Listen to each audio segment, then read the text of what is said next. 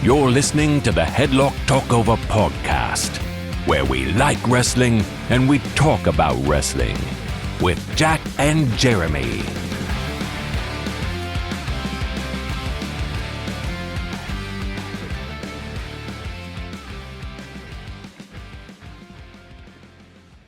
Hello, and welcome to the Headlock Talkover podcast, a podcast where we like wrestling and we talk about wrestling, and we definitely don't waffle about other shit.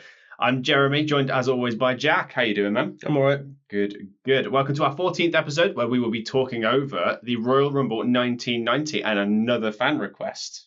How'd you feel about it? It was good. I was pleasantly surprised. I don't remember recording it. I'll be honest. Fun watch back for you. Tell you, editing it was no picnic, but I had some fun. Some fun. For our intro, we're going to be going over our Money in the Bank predictions, because by the next time we record, it'll be the night after Money in the Bank. However, bugger all's been announced. So we're going to have to work it out on the fly, figuring out who the extra participants are going to be and who we think's going to win it. Yeah, according to the Wikipedia, there's both Money in the Bank matches. You've got about half the competitors. And one match. Yeah. Fantastic. Amazing. I think we should start with the definitive match that's on the card, which is Damian Priest versus Seth freaking Rollins for the World Heavyweight Championship. Who do you reckon? Priest. Yeah, I think Priest is the right call. Now that they've got Priest away from the Drew and Punk thing, yeah, I think they can actually focus on Priest now, and he can actually have a singles run from now moving forward, because he was always going to be entangled with the Drew and Punk thing. Yeah. The only downside, and I think they established this week on WWE TV, winner faces Gunther at SummerSlam. That's the only thing that makes me think it might be Seth, but I think you're right. I think Damian's going to retain. It would be stupid for him to lose it this quickly, and he's doing very well in this role, more than we ever thought he would, because he had that briefcase for so long. Yeah. Like, we thought either the cash-in was going to flop or he just wasn't going to do it. Well, I think he's beaten Drew now. If he beats Seth, like properly beats Seth, yep, that cements him as a star, a legitimate champion. Yep. And then when Gunther does beat him, because he will and should. Wait, when's Bash at Berlin? It's after SummerSlam. So we talked about this before, that we think his first defense might be Ilya as world champion. So... yeah, go on then. Yeah, why the fuck not? We'll go for the women's one first, just because we've got 2 out of 6 announced. So all we've got so far for that Money in the Bank ladder match is Io Sky and Chelsea Green. We have to kind of make some predictions as to who we think will be added. I think we both have the same winners, because we've talked about this in private as well. I've got to come up with something rogue, because I don't want to stick with the men's one. I like the women's one, and that's Tiffany Stratton. Yeah, that's what I was going to say. Tiffany's got to be added, and I think Tiffany's the right person, where she is white hot right now, even as like a heel. I think Jade could do good stuff with it. Yeah, but not while she's champion at the moment, I don't think. They're not. Oh, they lost it. Clash, didn't they? Jesus Christ. So maybe that's why. I was so sure they were going to retain, and the witches, that's just what we're calling them now. I don't know what their actual name is. I did not think they would win. Yeah, when they won, I was like, witches. Oh, Drew's not winning now. They had to give it to one Scottish person, and it wasn't. Bailey was going over. Uh-huh. Yeah. Oh, no chance. I think Tiffany's the right call. Jade is a good outside shout, but I think they would sort of tie up this storyline with Bianca. I think one of them's got to turn heel. I think they'd rather have Jade win properly. Yeah. Not that winning by cashing in isn't properly, but do you know what I mean? Like a definitive singles match with her coming out on top. Yeah. Definitely. At the end. And then we have the men's Money in the Bank ladder match. So 3 of the 6 have been announced. We have Jey Uso, Carmelo Hayes, Andrade, and 3 to be determined. What do you reckon? Yeah, I know you think it's Jey. Yeet. Jey seems like the most sense, and the man should get a title around his waist, but not yet. This will come into the news, and I'm impressed I managed to call this early, because I think a couple of episodes ago I said it in the intro. They're just teeing up for a Bloodline War Games match. Yeah. And Jey needs to be part of that, and I think he doesn't need the briefcase for that. Yeah, it's true.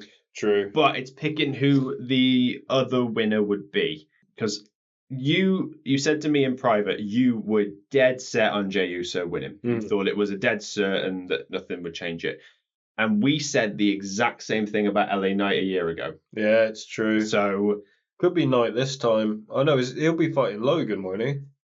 yeah, Was that- almost definitely. Yeah. I think they might announce that for, I don't know if it'll be SummerSlam, just because that's Logan's hometown, Cleveland, where SummerSlam's being hosted. Okay, So okay. they might do it here, but that remains to be seen. As for who I think will win the men's belts, it's tough. See, I'm trying to switch it back because it was heels last year that won both. Tiffany's obviously healed. I think a face needs to get it. Mm. And there's no one on SmackDown that I think would do it because Cody's champion.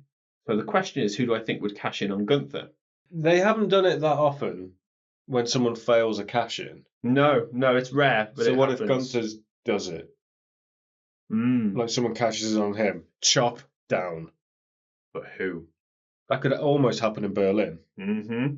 I'm thinking about what I know of future matches. The only one I know is that Chad Gable's in a match with two others. LA Knight, Logan Paul, Santos Escobar as well. I think Escobar wins that. You reckon? Yeah, because they'll sort out the feud like Logan will cost Knight. Let's go. You know what? Fuck it. I'm gonna go Chad Gable. I thought you were going to say that. Yeah. After some thought, I think Chad Gable. Yeah, but he's dead. He's not dead. He might be dead. He's not dead. Okay. We'll get into that. Right. We will get into that. Yeah. Speaking of which, we're going right into the news now. Segue. You know what, Jack? Been a fucking week of wrestling, hasn't it? Yeah. But before we Blimey. talk about this week, we need to quickly go over all the fucking Clash at the Castle stuff. Oh God, yeah. Fucking called the I Quit match, didn't I? Said it would be kind of underwhelming. They always, I Quit matches are. Made AJ Styles look like an absolute mug. Yeah. And hopefully they do what you said and he goes for one more. Like Career versus title. Yeah. Yeah. When I quit for good.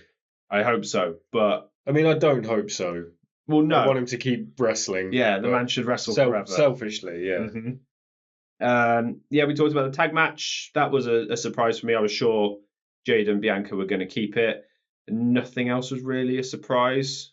I mean, Priest going over was a shock. No, not to me, I don't think. I can't remember what I predicted. Yeah, I predicted Priest going over, but seeing it play out, because I watched it live, like watching it happen, I was like, they've actually done it. Yeah, I remember. Like, oh my God. I was torn between Punk costing him, Mm. which is what happened, and then the blowing kisses, Drew walks out with the title thing. Yeah, that's So, it. but Punk cost him, and yeah, I think that's what we both went for in the end. Mm. So I guess we were right in that regard. Let's start with Raw, and we were delighted to find out that Seth Rollins is in fact back. I'd honestly forgotten he'd gone. Yeah, I didn't really miss him. No, it was weird. Mm. That's weird to say in WWE because he's like one of the talismans of the company. Well, that was like, it sounds really bad, but when MJF came back Yeah. in AEW, I didn't miss him. No, I not mean, I really. missed him, but it was like, didn't really notice he was gone, Yeah. which was weird. I don't know if that's a testament to the booking of the company or it says something about the performer itself and Let's how not- they're kind of dwindling. Let's but not get into that. Right? no, best not to. You brought up that you wanted to bring up some of the Liv and Dom stuff that's happened this week and last. I love it. Yeah, I love it so much. What, Liv just It's- being a tease? It's so good. And if this doesn't lead to custody of Dom on a pole match 2, Yep. I'm going to be fuming. Yep. I bloody hope so. But Because it's not I'm your pappy, it's I'm your mummy It's I'm this your time. mummy, Oh, but it's so good. we got to wait for Rhea to get cleared and there's no timeline on that yet, which is annoying. There was that one bit where Dom's getting his jacket off Liv, Mhm. and Priest comes around the corner and goes, Dom! Like an angry dad. And it was so funny. It's because Liv was like, take the jacket off me, and Dom's there with the zip going very fucking slowly, mind you. Yeah, it's Not almost just like he's like- waiting for Priest to come around there. or he's enjoying it a little too much. Yeah, maybe. It was the way Priest shouts at him and walks towards him. Dom, what are you doing? It's like an angry dad that's just caught him doing so. Well, Finn can't really pull off the angry dad thing, so it's got to be Priest. Yeah. What are you doing? He's got Doesn't really work, does it? No. Well, there's stuff going on with him and Liv, isn't there, that they've like teased? Yeah. The hotel room key and stuff. Yeah, definitely seen that. Drew McIntyre's had quite an interesting week this week. We'll just talk about the Raw side first because we're going chronologically. Is that he pretty much came out everyone in the arena was doing CM Punk chants. He struggled to get his words out, and then essentially just said, "Fuck this, I quit." And Adam Pearce was just desperately trying to reason with him to get him to stay, but he ended up leaving without that conversation happening. Yeah. And we weren't sure where they were going with it, whether he was just disappearing for a little while or what, because I don't know if he'd re-signed or not. It's still up in the air, isn't it? I think the reports had come out that he had re-signed. I heard that his wife wasn't very well as well, and he had to go and look after her. It's so annoying doing this because we can't just watch wrestling now because we know everything that's going on. It's a different time back as well, which is annoying. We can't just watch it on the surface and go, "Oh, this is really good." But speaking of things that are really good, though, the Wyatt 6 debuted. Yeah, finally. That might have been one of the best debuts I've ever seen. And I actually said to you, I messaged you when I watched Clash in the Castle on the Sunday, so the day afterwards, and I was like, they're going to do this real fucking soon. Real fucking soon. And they did it the next day. So can we just talk about how scary Nikki Cross was? Yeah. Oh my God. Had you forgotten Sanity existed? She was terrifying in that. I saw Sanity live. Exactly. So you saw Nikki Cross live stand up to fucking Drew McIntyre. I saw her square up to Drew McIntyre. It was funny. Even on his knees, she came up to his chest and then he stood up and looked. Yeah, it was great. Fucking amazing. Yeah. Drew pointed at the Scottish flag on her chest and went, "What's that?" She goes, "Don't you worry about that." And I was like, "What's that?" This is amazing. The only thing I'm trying to figure out about Nikki Cross is how the mask works. Because there were times where her mouth didn't move and times where it did move. And I didn't quite know how it was constructed. I imagine it's going to be one of those things that's just never answered. Yeah, it depends how dark the room is when you see her properly.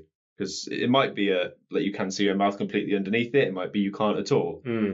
But the other 4 members, or current 4 members, did look real fucking cool. Yeah. So we start with Nikki Cross approaching the lantern on the ramp, and then she points backstage, and we go for this slow, meandering the point as well, there was loads of references to Bray.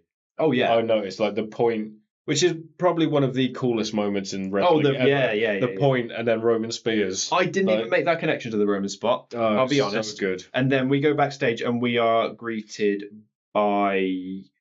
Don't tell me. It wasn't Gacy. It wasn't Loomis. It was Rowan. It was Rowan. With the Bludgeon Brothers mallet. And Brody's old mask on the back of his head as well. And it was just such a cool design. And then we led up to Dexter Loomis.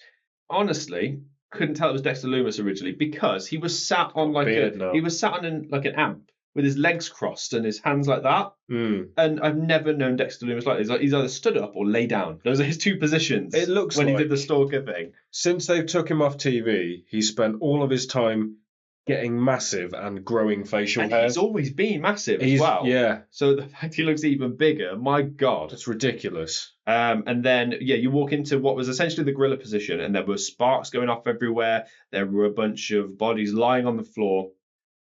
Not quite sure who they were. There's been a lot of speculation as to who it might be. They were like extras. Yeah, I believe it. But a lot of them did look like certain wrestlers. So there's been speculation. Like one kind of looked like Gunther, one kind of looked like Carmelo Hayes. Carmelo because they had the hair. Yeah, because it had the cornrows that Carmelo has. So people were thinking it might be him.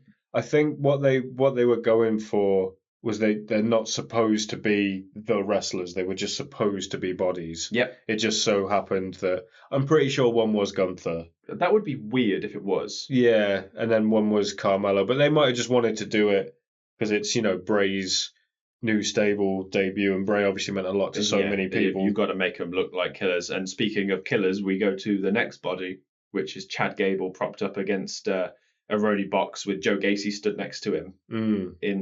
He's supposed to be Husky Harris, but he's got the mask that looks least like the character that it originally derives from. It's like an interpretation of a pig mask. And then we go into the next room to find Uncle Howdy. Oh no, sorry, excuse me. Uncle Howdy was stood next to Chad's body, stood there in the T pose. There was also a reference to Bray, I believe. And one small detail, which I'm pretty sure you would have seen online if you didn't see it in person. There's a red circle on every outfit. To represent the circle on the moth emblem that Bray had. It was just loads of cool little details. I'm concerned, and when we recorded the Royal Rumble, we discussed this. And I said the same thing, is that hard to book a faction like that. I'm interested to see what they're going to do with Braun and Alexa as well, because they are tied to Bray as well. They are. How Alexa isn't in that group, I have no idea. Or Braun. I think she's still looking after her baby.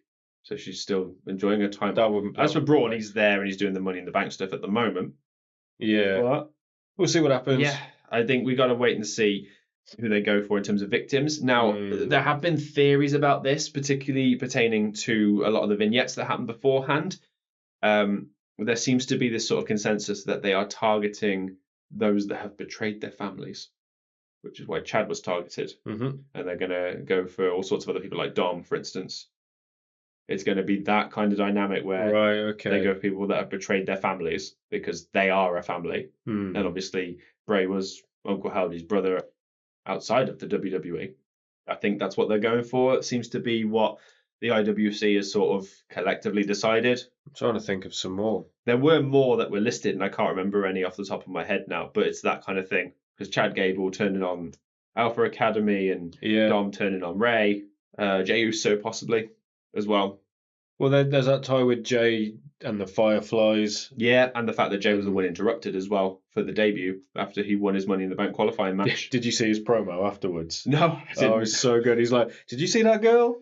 I want no. He's like, "We need to get out of here." What's funny is Sammy did an interview afterwards, and he was like, "I kind of left. I missed all of this. I got home. I was advertising. I think it was a stand-up show or a book he was doing, and he said like every comment was, "People have died in your company. Why are you advertising these things?" And then he realised what had gone on because nobody had told him. That's it for Raw. Let's jump into the one thing I want to talk about with NXT, or should I say NXTNA, because they had their battle royal to decide who faced Trick Williams for the NXT Championship. I don't even know who won because I was just excited to see all the TNA talent in there. Yeah, full disclosure, I don't know who won. I haven't seen it, but I know Joe Hendry turned up. He bloody did. Wasn't he first eliminated? Yeah, they said that they all okay. Did you? I saw bits of it, and they all ganged up on him. Essentially, eliminated him first, I think, or he was eliminated very early. Okay. And then you see a little promo. This was not on my 2024 wrestling bingo card. He goes to the back and he calls out Shawn Michaels to his face. Joe Hendry? Yes. Cuts a promo, went him in front of him and walks off. Okay. So, yeah, that's bizarre. Interesting. Yeah. Okay. Did not think I'd ever see that, but we've seen it now. Don't know where that's going to go. Nope. Fair enough. But obviously, I think that far from done with this. Speaking of the... sorry, before we go on. No one's gone over to TNA yet, have they? Not yet. Styles seems the most logical. After the I Quit thing, yeah, but it doesn't mean he won't come back. Although I would almost like... I just want to see Chad Gable versus Josh Alexander, and I don't care which way they do it. You send Chad Gable over there, or Josh Alexander comes over. I don't know. Just sort that out. This would have been the perfect time to do it as well, since like we thought he was dead for a moment. But hey ho, just sort that out. I don't care how. The only other thing I learned, it was yesterday or today. Jordan Grace is doing LA Knight's job for the new WWE video game. She's doing the motion capture for all the female wrestlers. Okay, pretty cool. Oh, she's gonna come over to. Oh yeah, I think so. Yeah, she's gonna be a star. Yeah, there's no two ways about it. They seem to be going for the China build kind of wrestlers now and pushing them a bit. Mm-hmm. So like Jaden, Rhea, and Jordan, those types are gonna do well. The only thing Jordan Grace is missing is height. Because she's quite short, but she doesn't look short. She still looks imposing and intimidating. Definitely. Even when she was like in the Rumble and she was stood next to Ivy Nile, who's quite built and quite short, it was like, Jesus, she looks terrifying. Yeah, she is terrifying. Like, which is great. Yeah, that's all I want to discuss with that. There's only one thing I want to discuss with Dynamite. Have you seen the clip of Okada? No. Okay. I'm gonna do the most appropriate impression I can do here. Are you going to do an impression of Okada right now? No, not. I'm going to basically try and get the inflection right. Right. So, the Acclaim come out. Mm-hmm. I believe they're about to face the Young Bucks. I'm familiar with both of these teams, yes. Yep. They come out. Max Caster starts doing his rapping thing. Mike cuts. And then on the Titantron, you see a picture of Okada with the headset on at a computer just tapping keyboard. And then he just goes, I pressed the wrong button. I'm so sorry! Bitch. That's what Okada does. And then goes back to what he was doing. Okay. I'm not doing it justice. Watch the clip. Okada was genuinely funny. Right. I was laughing out loud. I don't know what to say. Yeah. Some people will love that, and some people will hate it purely because it's Okada. But it's good to know he's getting over it as a comedy character in the US. Oh, he's having fun. Yeah. He's having fun. When you're earning the money he's on, bet he fucking is having fun. Well, I bet they do, because in Japan, they spend their whole career just strong style, getting the shit kicked out of them, like Shinsuke. And then when you come over to America and it's toned down and it's less sort of impact on your body, you can start having a bit more fun. I disagree to a certain extent. What is the wrestler who has a victory over Okada? Is it Toriano? Bronson Reed. The one who tries to sell you his DVD all the time. I couldn't remember. I can't remember his name. Tell us in the comments. I'm sure you will. Well, Bronson Reed pinned Okada as well. He did, but he's not a comedy character. Yoriano was very specifically a comedy I know character. the one you mean, yeah. He has the merch that he sells. Yeah. And I believe he swapped a DVD with Colt Cabana when they had a match together, so he never takes things seriously. But I believe he has beaten Okada in a G1 match. Jesus. Yeah. Fair enough. And then we'll just jump on to the two big talking points of SmackDown. Actually, before those two, when we talked about Gable, they specifically addressed that Gable is fine. Okay. So he hadn't been shot. I think he'd been hit with an object. And that's where the blood was coming from his head. I believe Adam Pearce just did like a promo, put it on Twitter or whatever, and said he's fine. He's not dead. He's fine. Okay. So the fact that you have to clarify that just shows he's what good debut it was. So we said that Drew quit Raw. Didn't take him long to turn up again because he turned up on SmackDown. I said this to you, didn't I? I think you did, Isn't Drew's quit, but isn't SmackDown in Chicago? I was like, yes, you did. He's coming in through the crowd. Something's going to happen. And he almost did a murder of his own, essentially, because Punk he had a lot of blood all over him. That long, slow walk when that gate lifts up, and you just see big, handsome Drew just stood there looking statuesque. Just picks up a fully grown man and walks. Yeah. While everyone just goes, and it felt like the camera was struggling to follow him. Yeah, just going. He was tanking it. Full bushwhackers just straight down the fucking ramp. What a man! And he just drops Punk like a sack of spuds. Fucking cool way to get your own back on him. So that's going to spice up that feud quite a bit.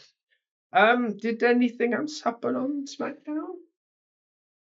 It finally happened. Yes, it did. I've been looking forward to this for so long.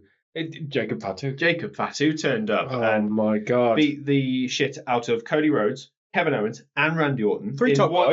In one go. Correct me if I'm wrong, because you are a little bit more familiar with Jacob than I am. He looks a lot slimmer. He looks like he's lost a bit of weight. Yeah. I know him for being quite bottom heavy, and he looked relatively normal from the waist down, as wrestlers go. Yeah, well, he had that Samoan build. But he didn't. No, he looked like an absolute killer. Yeah, despite that, because I think if he was the size that he was as we know him, it'd be more impactful, because he'd be more reminiscent of Umaga, I think, if he did. But fucking Ali made an impact, that's for sure. Yeah. And this is what makes me think I was right about the Bloodline War Games thing, because that's your team of four. Right. Well, there. I'm not sure. You don't think? Because there was Solo hugged him at the end, and Jacob didn't hug him back. He just stands there with his arms out. And it was really. And then when Tama and Tonga got in the ring, no, Tama Tonga's one person, isn't it? Tonga Loa, you had it. Yeah. Sorry, their names really confused me. They are. When Jacob and Solo were sticking their hands in the air, you see the others look at each other just like, oh my God, and then reluctantly do it. I think it's because they know Jacob. And I think this is turning up to Jacob taking over Solo's job. I mean, the brief time now that we've seen Jacob on TV, you can see why they're reluctant Oh, to debut yeah. because he's outshone Solo like Immediately, which Yeah. is what we knew would happen. I saw a comment that said Solo gives off bully energy in a private school, Yeah. whereas Jacob gives off bully energy in a private school, in a public school. yeah. Sorry, and it's so true. Yeah, absolutely.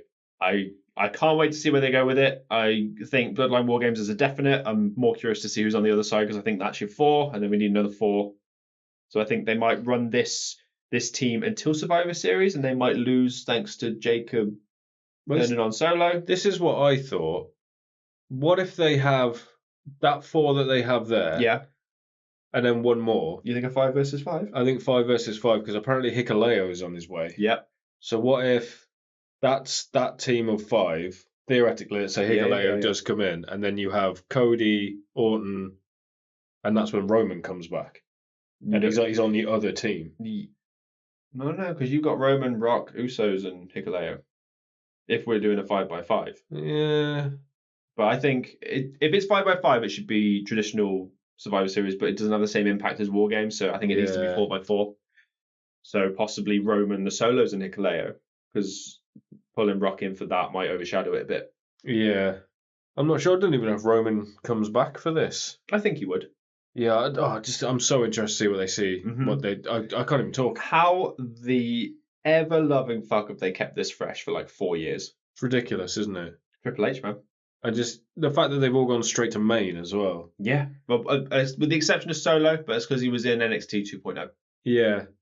I mean, Tama's never been in WWE. Yep. He's just been a New Japan guy. Same with Tonga, right? Tonga was in WWE. Oh, was he? He was, I don't know why I remember this, he was Camacho.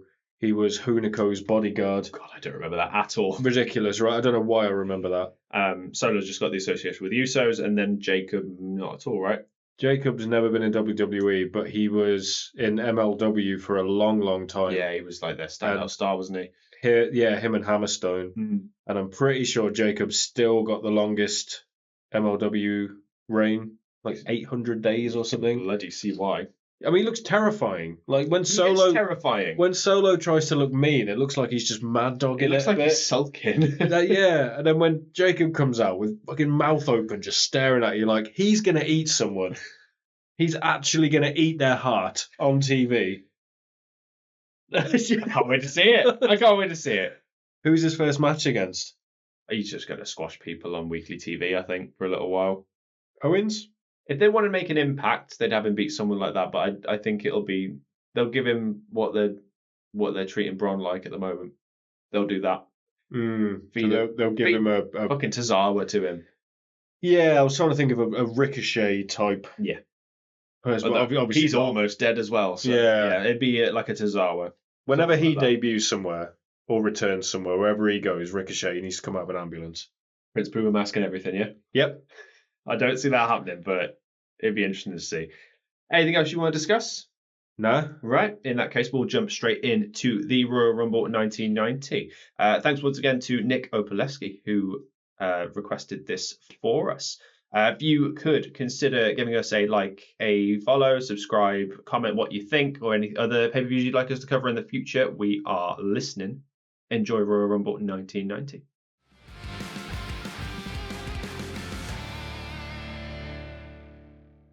What are we doing? The Royal Rumble, Jack. Cool. Nick Opalewski's asked us to do another one. So we're going to do the Royal Rumble Champ. 1990. Last time he gave us one, it was really good. So, no pressure. The opening's one of the best bits. Is it? Because you get Vince McMahon doing a voiceover. Oh, he's doing his horrible voice! You want to know how you can tell instantly this is an early Rumble? First of all, it's not for anything related to the title. Macho King. Yeah, this is after he didn't win the King of the Ring tournament. He won it from, who was it? Haku had it, and someone else had it, and then he won it from them. Sorry. Haku! So here's the thing that points out that it's a really early Rumble. Get used to this. He lists all 30 entrants in the Rumble. Like the Generation game. Jesus. So he mentioned the model Rick Martel. Yeah. You were asking about him on a previous Yes, episode I was. we did, so this should... Yeah, well, he's not in the Rumble for very long, I don't think. which is a shame. But no, all 30 entrants get listed in this opening sequence. Dusty Rhodes, the American Dream. Why did he say it that way round? I don't know. He's Akeem, just Akeem. Not the African Dream, just Akeem. There's a lot of stuff going on.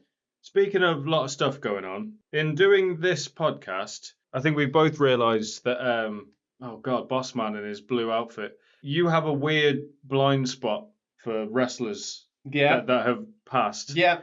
I've got a little quiz for you. Oh no. I'm gonna pepper them again throughout this. I already know where this is going, and it's not going to go well. I'm gonna give you some wrestlers, and I want you to tell me if they are alive or dead. This might help with the blind spot, so I'm all for this. So here we are in the Orlando Arena in Orlando, Florida. So we should say going into this, I have watched this and you have not. I've had a lot of stuff going on recently, and I just haven't had any free time. That's fine. I'll walk you through this as best as I can. There's not a lot to fill you in on. This is, to be honest, it's just some good classic wrestling, with the exception of one match, which has a bit ahead of its time in the way it finishes. Okay. Look at Tony Schiavone. That is a babyface Tony Schiavone. This is the earliest we've seen Schiavone, I think, in an episode so far. And then he's joined by Jesse the Body Ventura, who's wearing Mickey Mouse ears. Yeah, I was trying to work out what that was. He says, "Put your goofy hat on, Tony!" He says 3 or 4 times in this pay-per-view. It's like, this place is so packed, Mickey Mouse and Goofy can't get in here. And he talks about how the fact he's the bodyguard and he doesn't let them in. And it's really bizarre. Okay. Coming down the aisle. I'm leaving that alone. Look at them with their little flags. That was so they could turn them heel. I know that story. They were like, come out and obnoxiously wave these tiny flags and people will hate you. Would you like to have to guess as to who the fabulous Rougeau's face in 1990? It's the Bush. Is it the Bushwhackers? It's the Bushwhackers, who are so over. Yeah, well, they would be. Did not quite anticipate how over they were. Because they were legit tough guys. I'm not surprised. They've got 8 teeth between them. Their whole career, they were like these, like almost like the Road Warriors. Yeah. Like just tough matches that were just really hard hitting. And they came over to WWF and they were like, yeah, you're going to be comedy guys. And they were like, what, 20 years of getting the shit kicked out of us? Yes, please. Yeah. And you can tell because they're just having so much fun as well. It's crazy to me that they've almost lived this like extra life that no one knows about. Yeah, because everyone thinks of them as this now. Yeah.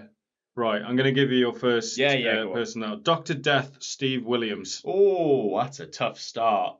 This is Dr. Death, Steve Williams, who was supposed to win the Brawl for All. Yes. Ooh, I'm going to say that Steve Williams has passed. He has. Okay, I'm 1-0. Care to guess when? Well, he's not in the Hall of Fame. 2010? 2009. Ooh. I think he had throat cancer. I'm surprised myself. This is also back in a time when referee shirts weren't a thing, and they were all dolled up with bow ties. Yeah, I was going to say, they look pretty smart, don't they? Is there a lot of stalling in this one, is there? Not really. It's a good classic tag team match in that aspect, but like there are hot tags obviously, but there's a lot of interference on both sides to break stuff up. Obviously when the Bushwhackers do it, it gets over because everybody loves them. And they do great crowd work the entire time. And I think it helps when you get this over. Just this. That's all they're doing is walking back and forth, and the crowd are absolutely loving it. It's because they believe the gimmick. Yeah. They're just committing to the bit. And then good old Jimmy Hart. Get used to seeing Jimmy Hart. I can imagine. He's here a lot. And if you don't see him, you'll fucking hear him. Yeah. Mouth of the South, wasn't he? More than the South, mate. What? I said what I said. One of these all-American boys. Is anyone American in that ring? I don't know enough about the Bushwhackers to answer that question. There you go. Interference with one of the Bushwhackers straight away to break that up. Yeah, it's a real interesting little time capsule, this pay-per-view. I mean, Tony Schiavone goes mad for a sleeper hold. Oh, he's biting him on the bottom. Oh, he is, yeah. There you go. And he's biting the referee on the bottom. Oh, what a weird-looking clothesline. It's like he dragged the other Bushwhacker over. Yeah, well, in this, it's actually like a clothesline because there's this weird misnomer between that and a lariat now because of naming. I don't recall seeing a single lariat in this pay-per-view, but I definitely see a few clotheslines. Speaking of lariat. Oh, no. Stan Hansen. Oh, now I believe he is in the Hall of Fame. I think Stan Hansen's still with us. He is 2 for 2. Hey. He's doing all right. Don't know how many you've got lined up, but this could be interesting. A few. Yeah, there's a lot of faffing in this match, isn't there? Yeah, but it worked for the crowd. And luckily, I think the crowds do a lot of the heavy lifting for this stuff because they're pretty much up the entire time. I think it's definitely one of the plus sides of the times because you don't get that so much when fans became smarter. Yeah. Drop down. He just poof. They've run into each other trying to do the They're walk. just marching around. Definitely the right match to open the card because I would never have imagined that the Bushwhackers were this over because it's definitely before my time. I imagine them more like the Godwins. Right, okay. I know for a fact the Bushwhackers are in the Hall of Fame. I remember seeing their ceremony specifically. Also weird is that you see one title belt in the entire show. Trying to think which one it is. I don't know if, well, it's the world title. Because as I said, Right. there's no association with the World Championship with the Royal Rumble. So the World Champion is in the Royal Rumble. So this was the point where you just won the Royal Rumble for Yeah, it was bragging all bragging rights. rights, and that was it. Well, when was the first Rumble? Was that 88? I think so. I think this is the third Rumble. Yeah. Do you remember who won the first two? Big John Studd. He won the second one. The first one was Hacksaw Jim Duggan. Correct. Yeah, before watching this, I did not know who won the third one, but I could have made an educated guess. Yeah, I'm not sure. Well, we'll get to it. Camera kind of misses that kick because he walks in front of the camera. Yeah, I think this one, Raven, I think they said his name was. He moves quick. I don't know much about the Rougeaus, but I know one of them was pretty legit. Yeah, I know very little about them myself. I'm assuming this is the one that was pretty legit because he moves. They had a big feud with the British Bulldogs. Okay. And I know Dynamite Kid kind of bullied them a little bit. In like a hazing way. Yeah, they had a thing. I can't remember which Rougeau it is. The one that isn't legit ended up punching Dynamite Kid with like a fistful of like rolled up quarters. Wow. And like knocked a few of his teeth out and stuff as like. And the story goes he did it, and Dynamite Kid just didn't go down, and it was just like, oh my god. You pissed off the scariest, angriest, hardest man in the world. Okay, one more for you. Ken Patera. I have no idea who that is. Oh my god. Go on. Well, what you got to guess? I need some context. No context. You just have to guess by the name. That's it. That's all you get. Bastard. Dead. He's alive. Ah, there goes the streak. Undertaker, I ain't. That has to be the most impressive kip up I've ever seen anyone He's do. a big dude. He's got like a Dan Severn build, doesn't he? Which one? The other one? The one in the mustache. Yeah, oh yeah. Like just thick. Yeah, mustache like Dan Severn as well. So yeah. French Dan Severn? Maybe. What's seven in French? Sept. Dan's hex? Yeah, why not? Septon. Got it. Nailed it. Yeah, there we go. Moving on. Yep, another little bite to the forehead. Like I said, some good classic tag team psychology. Rougeau's just stopping the tags from happening. Hectic tag team pace. Well said, Jesse. Well said. Is he on commentary for the whole thing? Oh, yes, those two for the whole show. Awesome. I don't think he takes that Mickey Mouse hat off either the whole time. Such a good sport. Got a little abdominal stretch. Don't see that so much 30 years later, do you? I can't remember the last time I saw one. I think Big E did it, didn't he? No, I feel like Claudio does it. Yeah, it seems like something he would do. Whether it was in WWE or AEW, I don't know. A tag has been made. Oh, wait, that's not a tag. That's an illegal move. Thanks. Good insight there, Tony. So, I do have a slight confession. This is the first pay-per-view I've ever seen where Jesse Ventura is commentating. Okay. I can see why he did it for so long. Oh, yeah, he can talk. He's a great colour commentator. He's got the gift of the gab. Oh, yeah. I don't know much about his wrestling career either. Yeah, he I don't think, did he ever wrestle on a WrestleMania? I feel like he did. I'm trying to think now. Yeah. Here we go. Gearing up for the hot tag. So they try and stop it, but the tag happens anyway. What was that? It was like a clothesline, but to the stomach. Strange. Oh, that hot tag didn't really last very long, did it? No, but they still love it. The crowd still absolutely love it when Butch comes in. Yeah, the battering ram. What a weird tag team finisher this is. Ridiculous, isn't it? Oh, Jimmy's stopping them from doing it. See, the power of managers back in the day. Yeah. You get your hands on like a heel manager and the fans just go But mad. they've just got to be hateable enough. And obviously, Jimmy Hart Yeah. definitely has that skill. Honestly, I thought for a second they were going to take his trousers off the way they were holding him. That was weird. The ref counted from the outside. Yeah, it's because he didn't have much space. Little Boston Crab there. I mean, what was he even going to do? I don't know. Maybe a leg drop onto him while he was in the Boston Crab. I'm not sure. And hits the battering ram on the two of them. And a battering ram is holding your partner in a headlock and then just running into your opponent. Yeah, it's just like a bulldog into the other person. And isn't that it? wins the match. The Bushwhackers win. Just comes out of nowhere, really. Yeah. Well, you see the crowd are loving it. And they are clapping as well. They're not just mimicking the dance, are they? Yeah. Like I said, they are just having such a good time. Yeah, we're not in an actual fight. We're having so much fun. Junkyard Dog. Oh, no. I feel like he's had a Dark Side of the Ring episode. Yeah, Junkyard Dog's dead. Yes. When? Now you're asking. I am.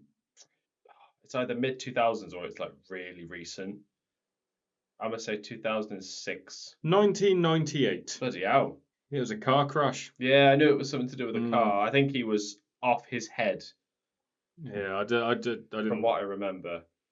So we are backstage with Ted DiBiase and Virgil. And as you can see, DiBiase's not pleased. He's not, is he? I wonder why he might not be pleased. So Mean Gene points out that last year, he drew number 30 in the Royal Rumble. Mm-hmm. This year, however, he has drawn number 1. Right. Look at them zooming in on them bills. That Virgil's holding. Stabboism. Oh my god. Yeah, that's one way to put it. Virgil's not going to say anything. Don't be I love silly. that. DiBiase turns and says, I didn't ask you to draw the number, did I? Shut up, don't you talk. How sweaty is Virgil already? Look at his arm. He could just be wet. He hasn't got long hair, so you can't tell. Is that better?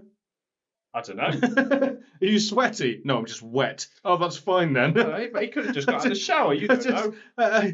It's more questions. He's just wearing what I assume is a fake waistcoat, shirt, and bow tie combination. Imagine if the money was wet as well. Are you wet? Yeah, I just got out of the shower. With my stack. DiBiase's a bit wet in the face as well, isn't he? Maybe it's the lights. He is in a full suit with his $1 million belt. Tell a lie, 2 belts. Yeah, oh, yeah. I think this is shortly before he lost it for the first time as well to Jake Roberts, I think. Okay. No, we got to listen to the Genius talk. Yes. Oh, for God's sake. Okay. Never heard of the Genius before. The Genius has a famous brother. Care to guess who it is? The face looks familiar. I'm guessing they look similar to their brother. Is it Savage? It is. Yeah. That's Randy Savage's brother. I can see why. Yeah, I see the resemblance 100%. So he's facing Brutus the Barber Beefcake. And Beefcake has, in the preamble to this, has said that he is just dying to cut the Genius's hair. So that's what this whole match is sort of based around. Oh, I think I've heard about this. Yeah. He actually cuts his hair, doesn't he? He does. At the end, yeah. I think it was a rib. They didn't tell. Oh. They didn't tell. What's his name? Lanny Poffo. Yeah. They didn't tell him they were actually going to cut his hair. Oh no. And if I remember, I think I've seen a clip from this. He really struggles when he's on the floor. Yeah. Oh yeah, See, this will I be didn't know interesting that. now. This will be I interesting. did not now. know that coming into this. Okay, before we get into the match, Yeah. the Nature Boy Buddy Landel. Gotta be dead. He is. Okay. Care to guess when? Because so Landell, not Rogers. Mm-hmm. Okay.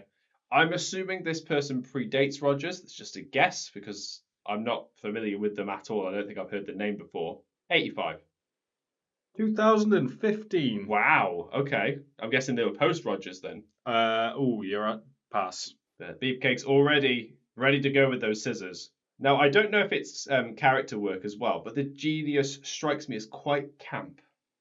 I don't know if that's because of the character. Because obviously he's in university robes the entire time, apart from when he's wrestling.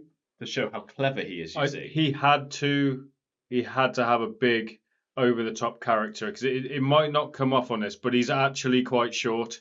okay. If you look at him stood next to anyone, I think, yeah, you can tell just stood next to Beefcake, and I'm not sure how tall Beefcake is, but I'm guessing he's more than 6 foot tall. yeah, he's probably not far off. But you see what I mean with the Genius's mannerisms. It's very flamboyant, very over the top. Well, so's Randy. Yeah, but I wouldn't call those movements camp with what Savage does. That's a very unflattering camera angle. Oh, You God. could nearly see what he had for breakfast, couldn't you? Yeah, the way he like skips around the ring, he's like on his toes, He isn't almost saunters around the ring. he? He gets out the ring like Savage as well, where he goes like over the top rope. And he does a cartwheel.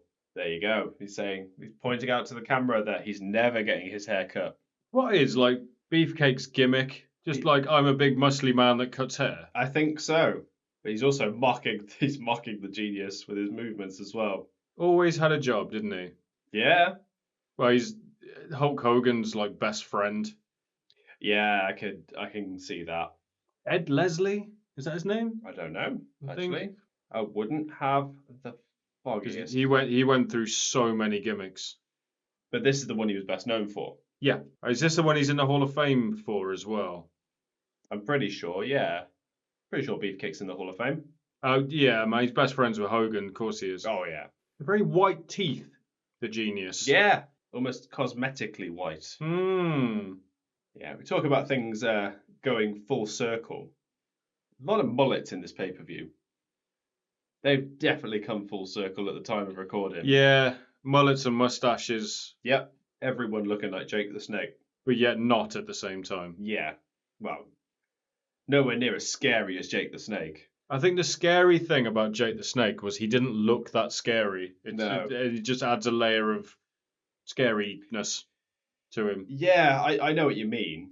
I think that might be what Joe Gacy was trying to go for with his NXT stuff.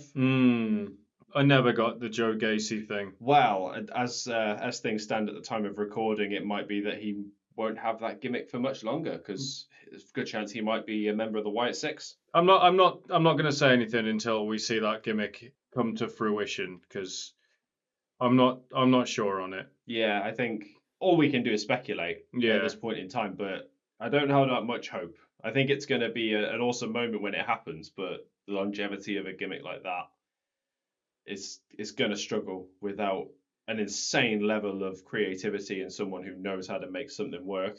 Yeah, I mean, I don't know why they didn't have Rowan and Braun and then Uncle Howdy as their manager.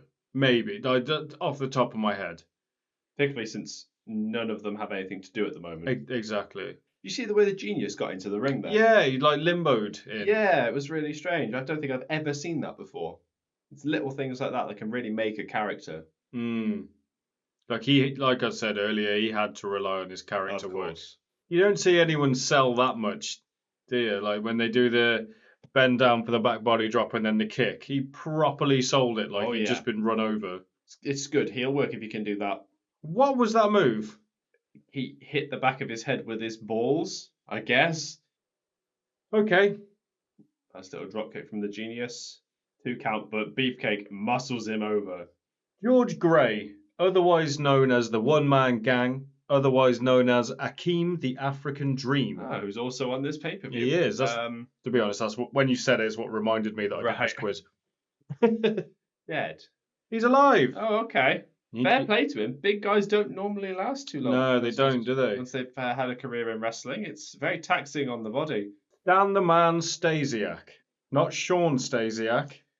Meat. One of the first ever WWE champions. Meat's Stan dad. Stasiak. Daddy Meat. Stop saying things. Yep, I'm going to shut up. Dead.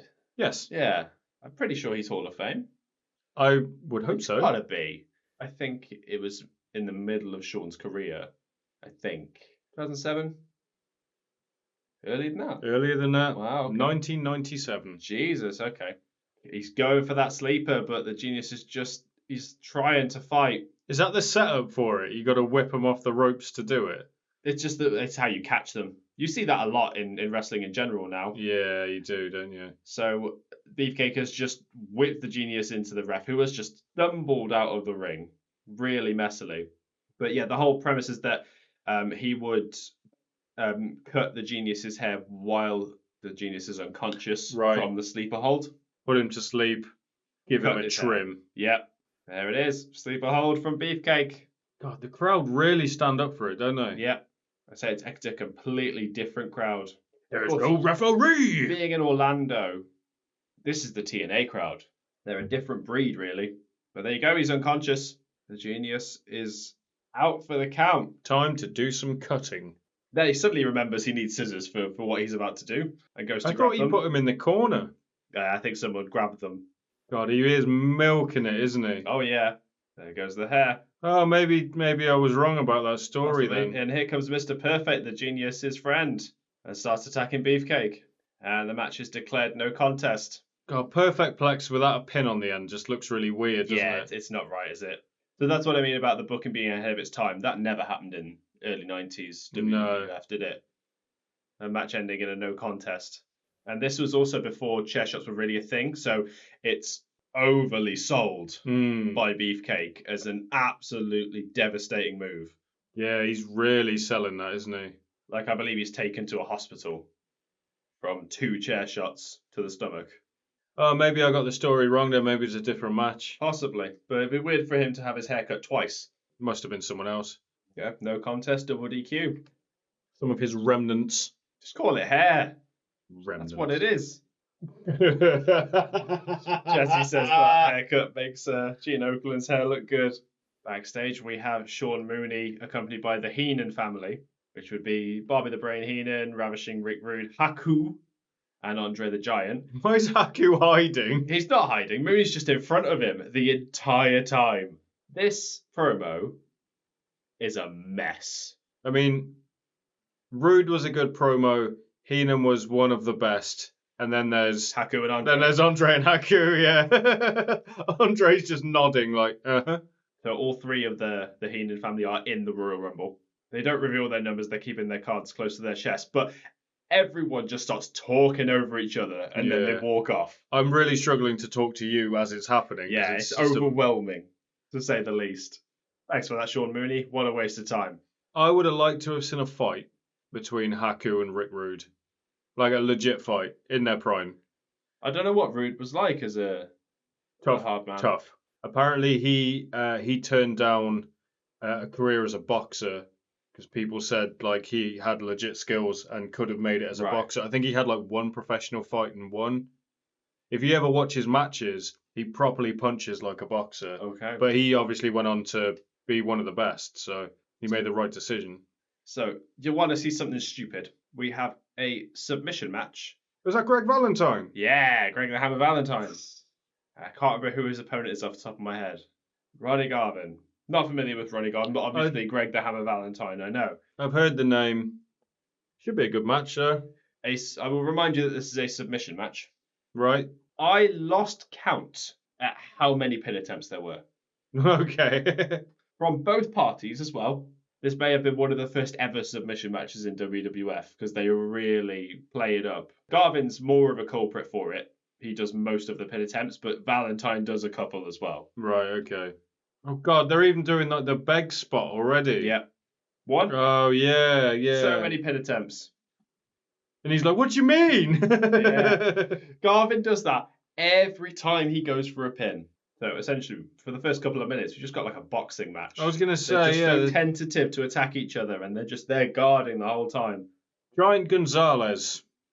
He's got to have passed. Really? Why? Why would you say that? As I said earlier, big guys after wrestling careers, they don't tend to last too long. Yes, he is. Yeah, yes, he is, particularly tall ones. He had a lot of health problems. Yeah, I mean, Carly's got plenty of health problems attributed to his height. So 2010. Wow, okay. I mean, he was still wrestling in like 95, I want to say. I'm trying to remember if he did anything after Giant Gonzalez. Because he was WCW first, wasn't he? Yeah, WCW first, and then he was in WWF because he did the streak. And he'd face The Undertaker at WrestleMania. Yeah, and then I can't picture him doing anything else after that. Maybe in Japan. Yeah, it seems like it would be the right place for him to be an attraction. And with the right people around him, he wouldn't need to do too much. Yeah, true. On the subject of big guys, Viscera. Oh, I should know this. I feel like he has passed. I feel like I've Yes. seen the like WWE like obituary thing they do, the in memoriam. Yeah, Pin 2014. for Valentine. To be fair, Jesse does sell it like, oh, they're used to going for pins. That's what I mean. That's what makes me think this might have been one of the first submission matches that they had done, because it's so unorthodox as a gimmick. It's like when people pin in a ladder match, for instance. Yeah. You're not going to win a fight with Greg Valentine. He can try. So Garvin goes for a headbutt, and Garvin's the one who falls down first. Valentine's dad was a legit tough guy wrestler as well, Yeah. Johnny Valentine. Cornette said that Gunther is like the second coming of Johnny Valentine. Wow, okay. Like it'd just go all night. Sometimes like had like hour-long wrestling matches and be like, you're doing this with me and you've got no choice. And another one from Valentine as well. And then another one from Garvin. Jimmy says Hart. It's a submission match. Do you remember what Valentine's finisher was? Because I don't. No. I have a feeling, based on the context of this match, I believe it's a figure 4. Okay. I imagine that one of them does have a submission finisher, hence the stipulation. Yeah, I think so. They did that. Well, that was in the lead up to Austin Hart at WrestleMania 13. That was the point, because Hart had a lot of that and Austin had none. So he was kind of at a disadvantage. Austin had the $1 Million Dream, didn't he? At the start, yeah. At the time, didn't he? When he was the ringmaster, I think. The ringmaster. No pins! I told you, I lost count at how many times they tried to pin each other. You just chop him in the throat. Yep. Oof. You got him right where you want him. Well, that megaphone does weird, isn't it, hearing it? Yeah. It sounds like there's some interference on the laptop or something. To be honest, when I watched this for the first time, I was just confused. It sounded like it didn't belong. Yeah. Sounds a bit too modern for 1990. I'm surprised no one's brought that back. And the megaphone gimmick. Yeah, I think that could work in today's wrestling world. I think if you think of the only example I can think that's comparable is Xavier Woods with his trombone. Hasn't Punk done it? He did it in a promo, because this was, I think it was in 2011, not long after the pipe bomb, and he came back and he had it as a backup in case he cut his mic off again. Oh yeah, I can see it in my head now. Yeah. There you go. So they really push. Jesse pushes. Yeah, I thought it was I thought it was a pile driver, but it could have been, but that's not going to do him much good in a submission match. That doesn't look like a very painful submission. That like weird torture rack thing. It looks really nice. Like, someone could do that on me. Your spine on someone's shoulder. Yeah, just stretch my back out a bit. Be good. Garvin, it's not wise to give Greg Valentine headbutts. He's headbutting him on the top of the head as well. It's like headbutting a Samoan. And if you notice, they've both got leg guards on. I did notice that, yeah. It plays into the story of the match. Right. What? That was actually a submission move quite commonly around this time, I believe, where you sort of lock legs and then just lie down to put the pressure on the leg, because you're sort of you're twisting the hip joint outwards with the bent knee. I used to be able to put myself in that position where I'd like kneel down. Yeah. And in fact, I'm going to show you on audio right now. Oh my god. Right. Watch your monitors. Excuse me. So yeah, I used to be able to kneel down and put myself in it. I'm going to do it. Oh. Yeah, it's like a limbo. Yeah. Oh. That's something. I wish you could have seen There it. you go. There you go. Yeah, I used to that's actually how professional limbo was. That's how they do it. They go on the balls of their feet and sort of arch their legs that way. Limboese. Yeah, and they just sort of shuffle on the instep of their foot. Oh, hurt my back doing that. You poor old bastard. I know. I've already pulled a muscle in it. What did I miss? Not a lot. Some chops. Yeah. Speaking of being old, though, I found two wrestlers who are the same age as us. Okay. Ospreay is the same age as me now. He's recently turned 31. Right. Adam Cole is the same age as you. Nikita Koloff.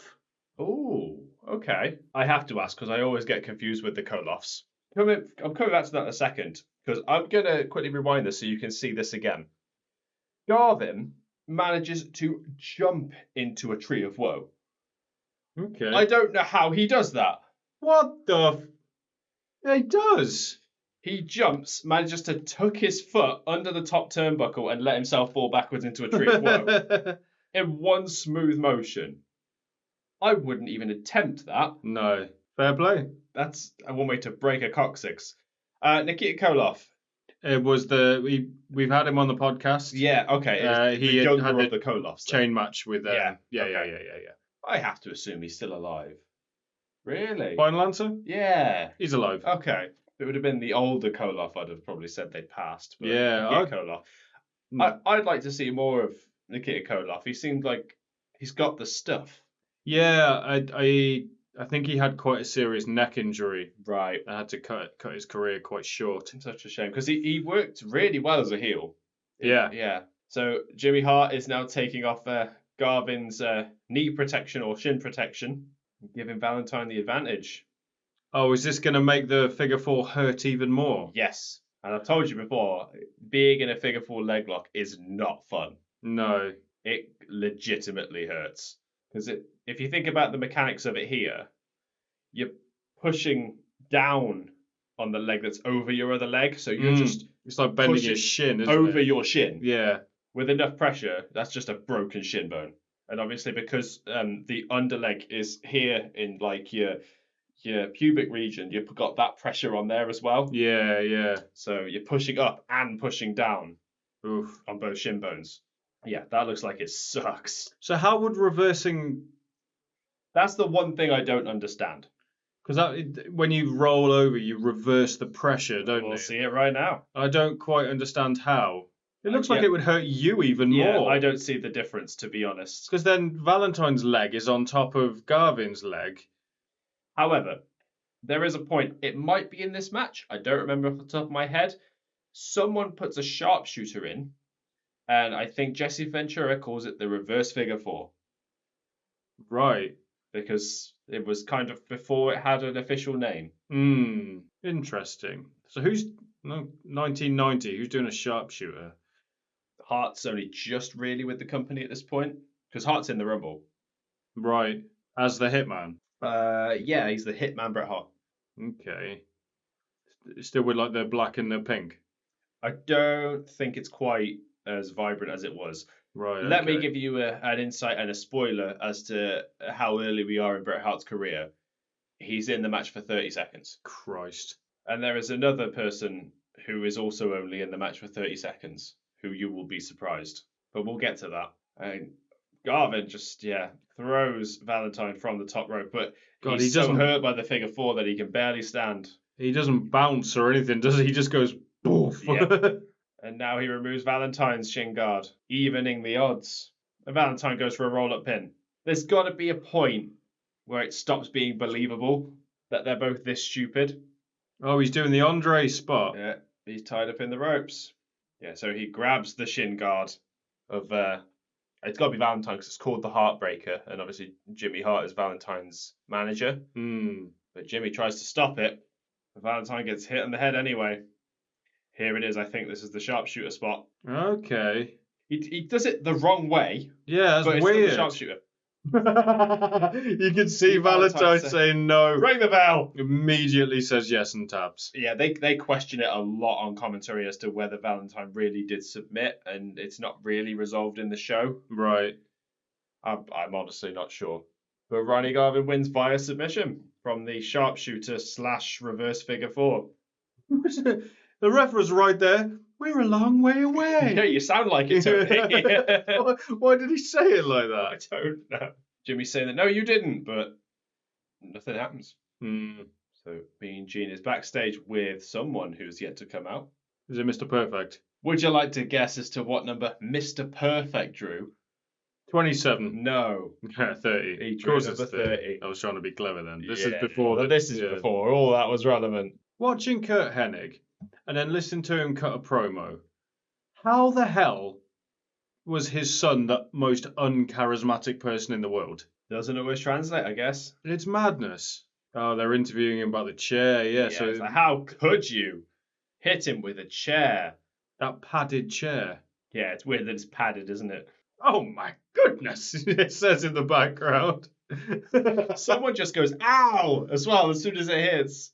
I think it's me and Gene just reacting to the footage. Have you ever watched Legends House? No, I've never seen it. So they're all out of character, but Mean Gene still speaks like that. God. You realise it's not a gimmick at all. He's like, Who didn't refill the toilet paper? yeah, basically, yeah. And now we're all going to sit down for breakfast. Who wants pancakes? It's ridiculous. Absolutely ridiculous. Oh, I've kind of got to watch that now. Just for Mean Gene. Oh, for God's Here comes sake. the love. This is a long segment for what it is. And it's not a match, it's a segment. What I do like is you've got this this music is sort of underlying the whole thing. And he sort of tells the promo in time with the song. Right. It's quite cool. I don't know if he always did that, but... And also Tony gets half a sentence in between each line. Look at that chin. Which one, Tony? Which one specifically? Look at his rings. Looks like fucking Jimmy Savile. Yeah. Just amazing that he's got white hands and a red face. How long does this go on for? A long time. Does it have any relevance to the... Kind of. His guest has relevance. as a guest? Oh yeah, it's not just Brother Love talking the whole time. Right, okay. I was about to skip it, if I'm being honest. No. I was like, fuck this No, shit. this is like Piper's Pit essentially. Is it Sherry? Sensational Sherry. I just watched her Dark Side of the Ring episode. I don't think I've seen that one yet. It's in the newest season, isn't it? Mm. Yeah, I haven't seen it yet. I don't think I've seen any from that season yet. I will get around to it. I mean, nothing I didn't already know, but it's worth watching. As much as a Dark Side of the Ring episode is worth watching. I might go for a date with the Queen. Well, Jesse. Oh, that camera got right up in there, didn't it? Yeah, it did. Jesse, you've got to fight off the Macho King for that to happen. That's the problem. Oh, were they a thing? Well, she's his valet in this. Yeah, Macho's music. Yeah, okay. Yeah, all the pieces are falling into place. So because she's the Queen, she's like bragging about how classy she is. Oh, God, even the music's got sexy. Oh, yeah, it keeps going. It's the same music. Oh, look at him looking at her. Yeah. Well, that's the point. He's Brother Love, after all. This has already gone on too long. Yeah. Not even halfway. Because there's another guest. Oh, Jesus. So their next guest has no class compared to the sensational Sherry. Is it male or female? Female. I'm trying to think. 1990. I'm not sure. I wonder if that music's playing in the arena or if that's just for the... I really hope so. Otherwise, this is really strange. What's going on with her eye thing? Well, the makeup. Makeup, that's it, isn't it? Yeah. It's like she's got crowns on her eyes. Yeah. But they also kind of look like pine cones as well. It's Sapphire. We get to hear the American Dream theme though, so... Yeah. Oh, she's coming out to Common Man. Yeah, Oh, no. she is. Dusty, after all. Yeah, we're going to stop you getting over. Here's some polka dots. Yeah, fuck you, baby. I'm going to get over. I'm going to make these polka dots work, Daddy. I'm going to make them pop. She's doing the dusty face where you don't do anything. You just go... And it absolutely works. So, what makes me laugh is Sherry sort of portraying herself as classy. She sounds like she smokes 30 a day. Yep. Brother Dream. I like that. Sherry was tall, wasn't she? I kind of forget about that. I will say that Sapphire's not wearing heels, and Sherry is. I seem to remember in the Booker T promo, like the Booker T promo, where he drops, the M-bomb. Sherry's like taller than both of them. Yeah. I might have got that wrong in my head. That seems right in my head. But yeah, I can picture it. So essentially, this boils down to them just dressing down Sapphire and Dusty, but they phrase it as questions that they don't let her answer. Right. Right. Scotty Too Hotty. Oh, he's alive. Okay. He's wrestled recently. I know there Okay. was a weird controversy with the LGBTQ community and himself. Is there? Yeah. As you know, but the listeners or watchers at home might not know, I'm like big into video games, Mm-hmm. and I follow a certain trans video game personality who is also a wrestler. They were scheduled to wrestle Scotty. Right. And Scotty backed out, citing the trans issue. Ah. Why? Why is that an issue? It's a personal thing. Alright. I don't want to delve into it, No. but I know he's alive for that reason. Right, okay. Balls Mahoney. I hope he's still alive. Nope. Ah, 2016. that is We disappointing. lost him. Steve Lombardi, otherwise known as the Brooklyn Brawler. Also, I hope he's still alive. He's done some good bloody work. Yes. Yeah, good. Midian. Or Naked Midian. Naked Midian. As soon as you said Midian, my brain just went naked. Dead, unfortunately. Alive. Oh, okay. Good. I wrote Buff Bagwell on here as well, but weren't we talking about him a minute ago? You he's talked about it before we were Yeah. recording that he'd had a match very recently. He won a title he's recently. literally just won a title, yeah, a tag title. It's because we were looking at the poster of the previous episode. So we were looking at Buff's face Oh, on and the he front was- of Slamboree, yeah. And you brought it up. Giving it the old Sapphire just Zoolander. says something and slaps Sherry. Oh, God, yeah, there's wrestling Yeah. happening, isn't there? Well, I wouldn't call it wrestling. It was a weird dress down. And the Macho comes out to confront... Oh, my God. Does this mean... Sapphire. Oh! Dusty, baby! Yellow polka dots and all. Oh, yes. The Sapphire jumps on the Macho like a- King's back. Polka dot sandwich. Brother Love grabs Sapphire's hair to pull her off of Savage. So it's relevant because they are both in the Rumble. Right. We had to sit through that whole thing just for that. Yeah. Ah. Well, we got to see Virgil Runnels. That's a mental name, isn't it? Yeah. Yeah, stick with the stage name. To be fair, we know a bunch of people whose real names pale in comparison to their stage names. That's why Terry was Terry Runnels. Yeah, She was yeah. married to Dustin. Yeah, I knew Runnels. I just didn't Mm. know that Virgil was his first name. Because obviously it's... Oh my God! He eats shit. Dusty On that boat. launches Brother Love out of Oh. the ring, and he's holding on to the second rope on his way around. So he almost gets whiplash. I've recently just been listening to Kingdom in my spare time Mm-hmm. because it's a bloody good song. You ever paid attention to the lyrics? It's something about dads, isn't there? So the line is, my father said when I was younger, hard times breed better men. So obviously it's referencing the Hard Times promo, I think. Was it wrote for him? That's what I was thinking. I don't know. It must have been, surely. Yeah, with a line like that, I have to assume that it was, but I don't know for sure. I'm sure everybody at home will let us know Yeah. whether we are wrong or right in thinking that. Look at Dusty. What a man. I bet they were fucking livid he was that over. Vince in particular, yeah. I don't understand how that could possibly be a problem in a booker's mind. See, this person, they're too over. They're making me too much money. Make it stop. With Vince, I think it was more of a pride thing. Or a politicking like- thing. Look at it, just launches him through the rope. He doesn't even touch him. Yep.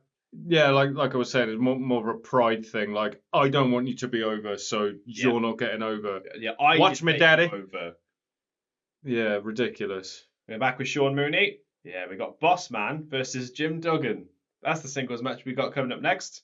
You have to what? Sorry, you have to miss this match.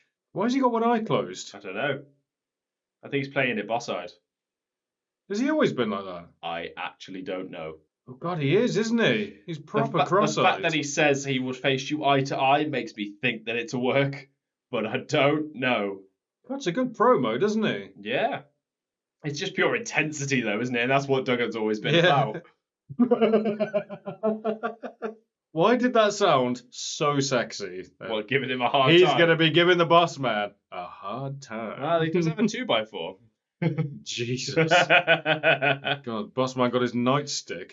Oh, no. Yeah, this is a young boss man with like 7 of his shirt buttons undone. Why is he coming out to like funk? I don't know. They're walking out to like Sly and the Family Stone. Like, Just some classic late 80s rap, which seems like very antithetic for a cop character. yeah. Not gonna even have music. Nope, unless they hit the cue late.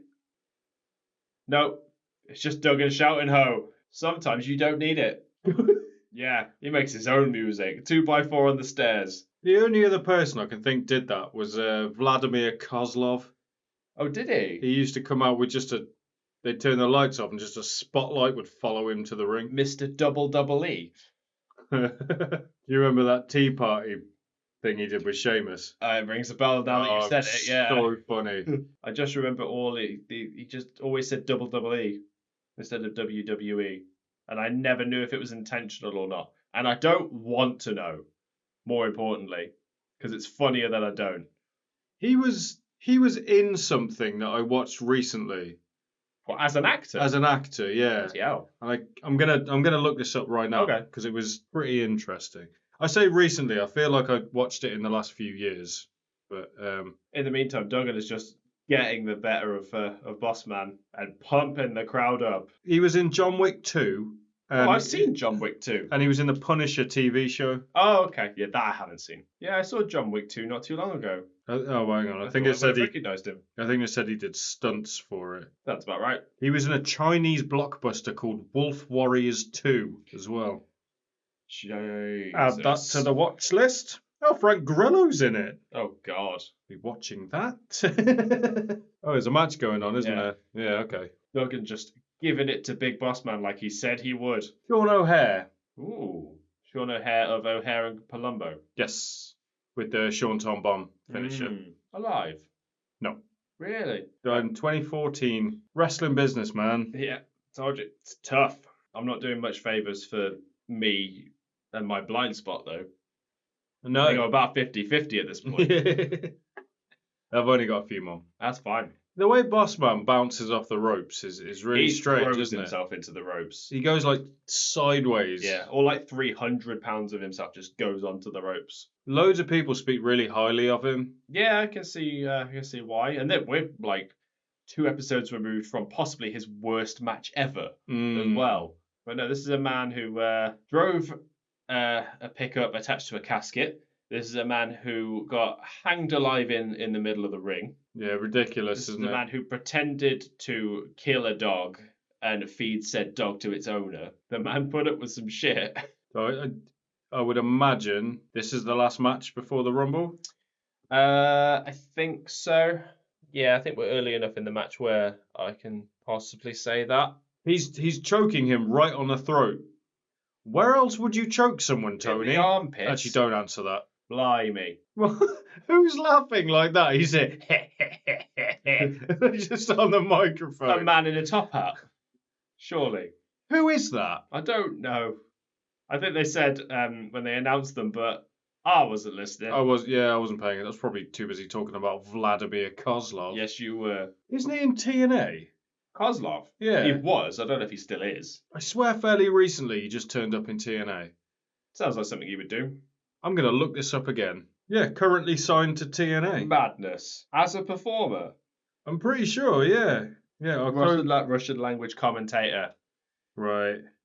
That's fine. He had a match. He's the right person to have on the books for that. Fair enough. I always liked Kozlov. The second, well, I don't know if a lot of the older wrestlers were actually Russian, I think he is. but I'm willing to say he's not the best Russian the WWE have ever had. No. It might be that they currently have the best Russian wrestler they've ever had. I don't think he's Russian. I think he was born in Russia and speaks Russian, but I think he's German. Okay. You're talking about Dragunov? Of course I am. Yeah. Yeah, my point still stands. Again, I'm going to look this up. Yeah, Dragunov is definitely Russia, though. Kozlov, Ukrainian. Neighbouring, then. So the bear hug spot where you get out of it with a slap. That's a fun little spot. Yeah, it says Dragunov is Russian-German. Oh, okay. He was born in Russia. I think he's always been billed as from Russia. Yeah. I think when he came over to NXT, they dumbed down the Russian things because of obviously everything that was going on at that time. The tensions, yeah. I think they toned it down. Like Is his finisher still called Torpedo Moscow? No, I don't think so. Yeah, I vaguely remember they toned down the. Well, he very rarely uses the torpedo anymore. Yeah. He uses the H-bomb more so. That's that thing on the floor, isn't it? Yeah, which looks devastating. It looks horrible, doesn't it? Like there's just no way to fake it. He's He's just falling on you. That's just what's happening. It's like a phenomenal forearm on crack.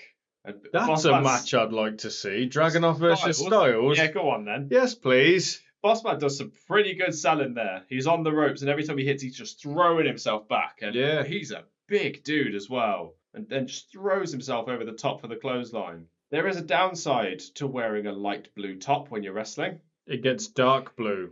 Oh, yeah. And patchy as well. Yeah.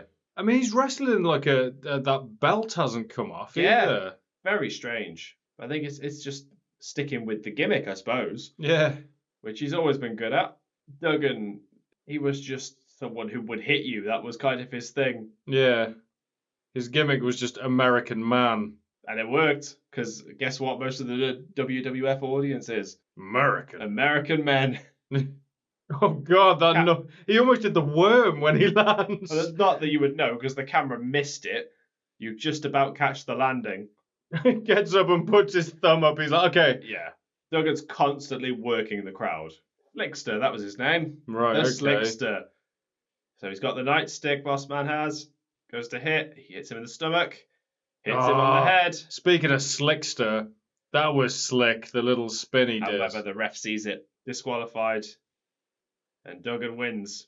And Duggan wastes no time getting revenge. God, he smacks him so hard he goes out the ring. But he's got the Slickster. So he manages again, man. Like, he Yeah. gets his hands on Gives him a spanking Right. with the 2x4. They throw chairs into the ring. Oh, my And God. They don't hit him, luckily, and he just owns it. Jesus. Sits in one of the chairs. Thumbs up to the crowd. Everyone's having a good time. He turned and that chair went right past his head. But luckily, it hit the 2x4 he was holding. Otherwise, I think it would have hit him. So, USA chant. Opponent's American. So, I was it's just thinking. yeah, why not? Why not? So, before we have the Royal Rumble match, we have something that I decided not to watch on my first watch through. It's 10 minutes of promos from people participating in the Royal Rumble match. Oh, God, is it everyone? Does I don't everyone know. get a promo? I don't know. I haven't seen it. I just know it's a bunch of promos cut by people who were in the match. Oh, God, all right, okay. And I don't know what to expect. I thought it would be funnier if we didn't watch it beforehand. That guy's bought his own 2x4. He's my hero. Like Plank from Ed, Edd n Eddy. Earthquake and Dino Bravo. How old is Earthquake in this? Because I know he's looked like that for a long time. Forget Earthquake. Look at Dino Bravo. That man put something in his coffee this morning. Jesus. Both members of Demolition. His face paint, man. Like, isn't it supposed to be by your hairline? I mean, it's very ambitious what he's done. I don't know which one is which out of the two of them, but you're right either way. So I think the one on the right is Barry Darso, would go on to be Repo Man. And I can't remember the guy on the left's name, but I'm pretty sure he had to retire because he ate some bad sushi. Wow. He's not going to blink, is he? I don't think he can. Oh my God, I can't stop looking directly into his eyes. He's going to eat my soul. He didn't blink at all. Oh. Oh, I love him so much. Oh, Dusty. The Rumble is going to see you get your dues. Oh my God. It's the Rockers, Jack. Look at Shawn Michaels. He doesn't even sound the same. There's no gravel in that voice, is there? Yeah. He sounds normal. I don't like it. Where's he looking? He doesn't even know where to look. He's just going, We are ones to talk. Fucking hell. We don't know where we're looking. God, they're all trying to be the Ultimate Warrior, aren't they? Yeah. Oh my God, he's blending in with that blue sign. What is happening? What colour's he gone? That happened like so fast. I actually can't remember who this is either. God, he just That's so intense. breathe, man. Here he is, Rick Martel. Rick Martel. I mean, is that supposed to be oil? Fucked if I know. Because his face is really shiny, his biceps are really shiny, and that's about it. I don't think it's sweat. He's too calm to sweat. Oh, it's way too shiny. Oh, God. The camera held on him for like a little bit too long. I think he paused. He just goes from like 0 to 100. It made me jump a little bit. His face getting fatter as it goes on, or is it just me? That Jimmy's bloody intensity. Here's Akeem. He's not 457. Oh, Jesus. All right, now we see another belt. Ultimate Warrior's belt. I'm assuming that's the IC title? Yes, it is. 28 normal men, did he say? Who's the other one? Yeah. I could probably guess. Do you reckon they were filming Warrior and just went, yeah, I mean... You've done your promo. Yeah. Done all this. When do we start? God, his left arm looks like it's made of sandpaper or something. It's really rough and vascular. There we go. 29th man, Hulk Hogan.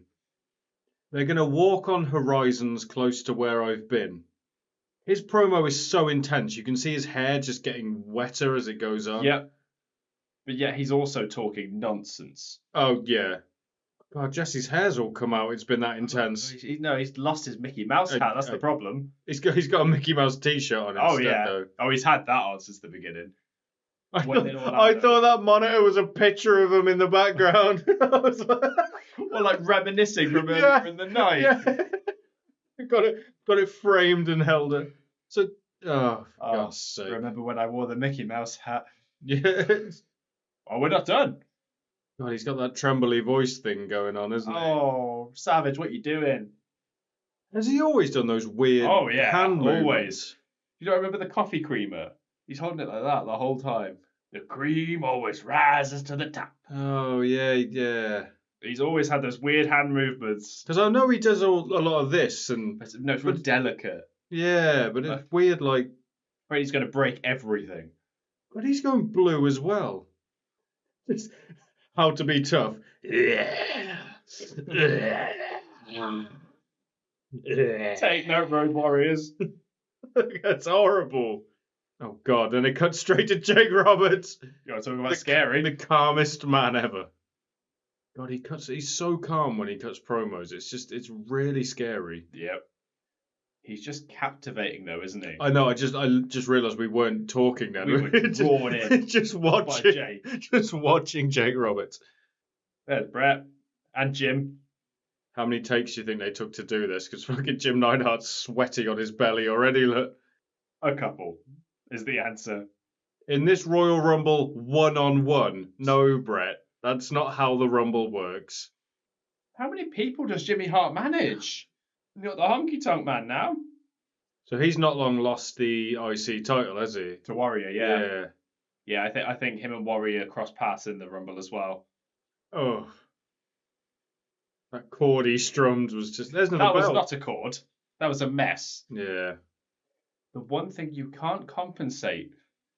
That's what Hulk Hogan said. The power of the Pythons. Well, Jake Roberts is going to win then. I think he meant to say comprehend and not compensate. I don't think anyone's listening to what he's saying, no. Why is his earlobe really red? I don't bloody know. Both of them are, though.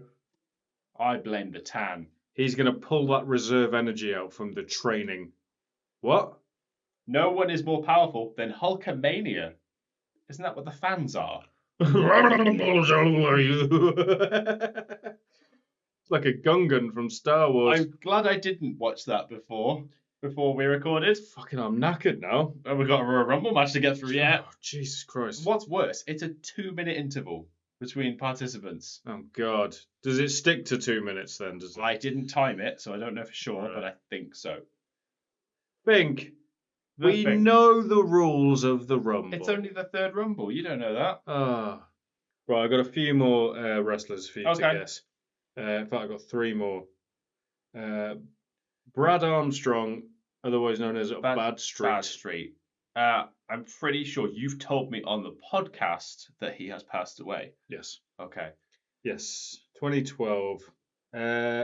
Nunzio / Little Guido. I hope Nunzio's still alive.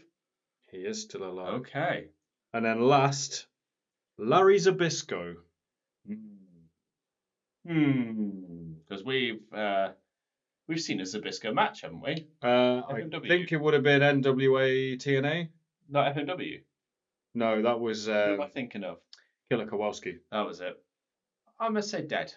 Still alive. Oh, okay. Okay. There we go. Wonder how old Larry is. I'll be young.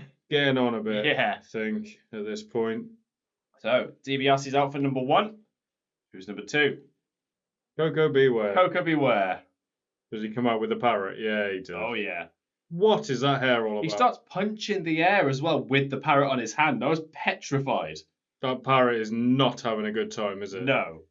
Very overwhelmed. Get him out of there. So is this going to be...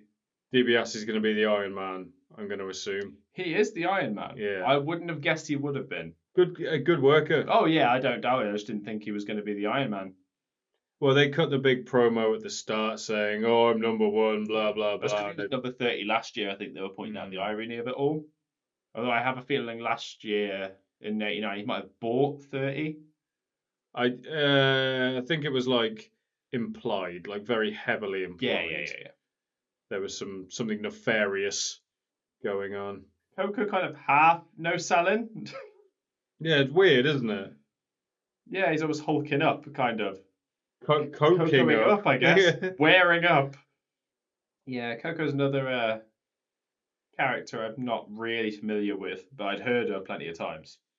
Yeah, there's not much to really talk about. He just had a bird. Yeah. And Coco's gone.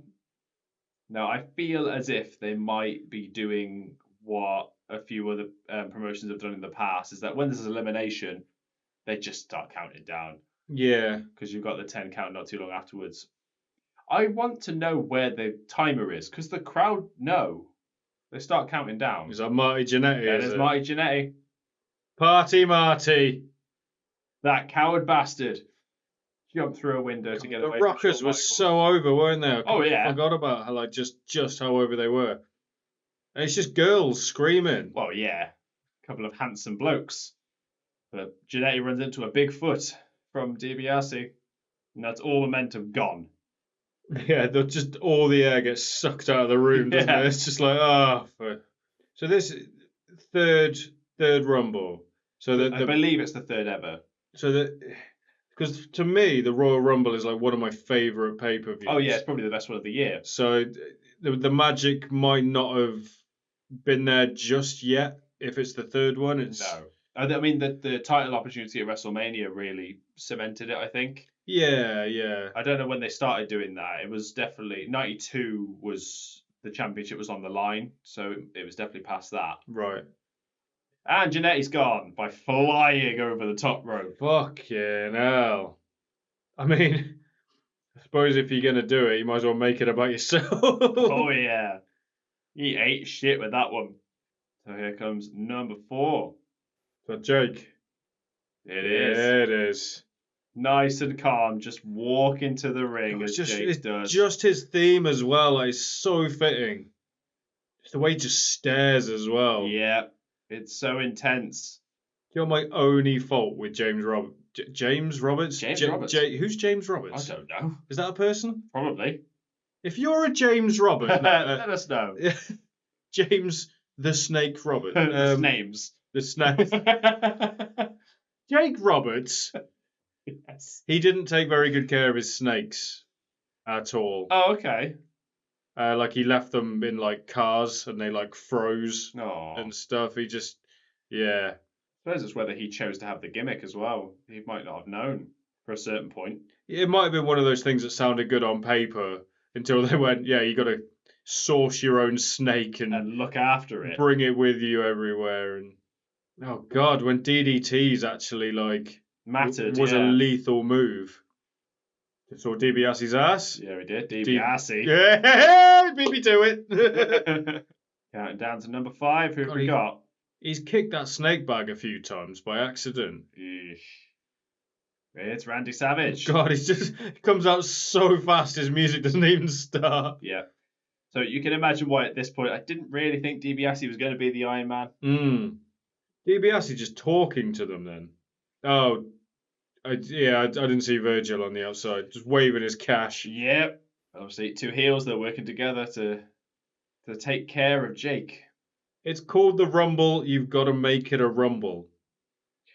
We're too early in the history of the Royal Rumble for that to be a thing, Jesse. Another Andre spot. Jake tied up in the ropes. DiBiase never won a world title, did he? No. That is baffling to me. I think he paid. He bought a world title. Yeah. From Andre as well. Roddy Piper as well. Oh, yes. Here's where all the stars have been. Yeah. Oh, it's not really the match for Piper, is it? No, not really. But he can put on a good show regardless. God, look at everyone. Piper never won a Rumble, did he? Nope. Never won a world title. That's mad. Did he even hold a belt? He was Intercontinental Champion, I'm sure. Roberts never held a belt. Never held a belt, no. In WWE. Yeah. Which That's is, weird to think. You can't picture him with a belt, though, can you? Nope. But luckily his character plays into the fact where it's not needed. Yeah. It's like when they put the title on the Fiend. Yeah, it didn't feel right, did it? It was like... He doesn't need it. Because it's all well and good putting the title on someone, but that means the title's then got to come off. You've got to find a way. And he was 2-time Universal Champion as well. The Fiend? Yeah.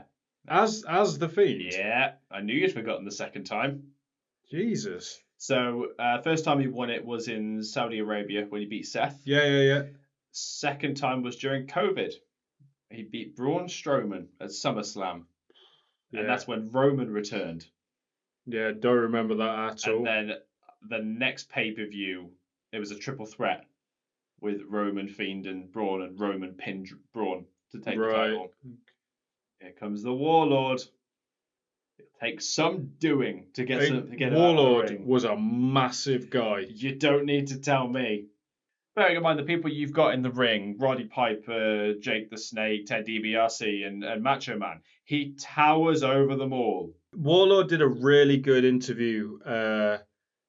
Who's his name? It's James someone that does like Dutch's podcast. Warlord did a really good interview with him, and you wouldn't think so, but he's a smart guy and he's quite articulate. Yeah. And he's just really open with the wrestling industry. If you got like time, I'd very much recommend listening to it. Oh, no one's been eliminated since the ring's filled up, have they? There's only been two. No, the last person was Jannetty. Yeah. But they kind of got the Rumble formula down a little bit. Like you fill up the ring and then you bring someone in who just eliminates a load of people. Yeah. I'm trying to think who that would be. Imagine Andre. He's a good option for it.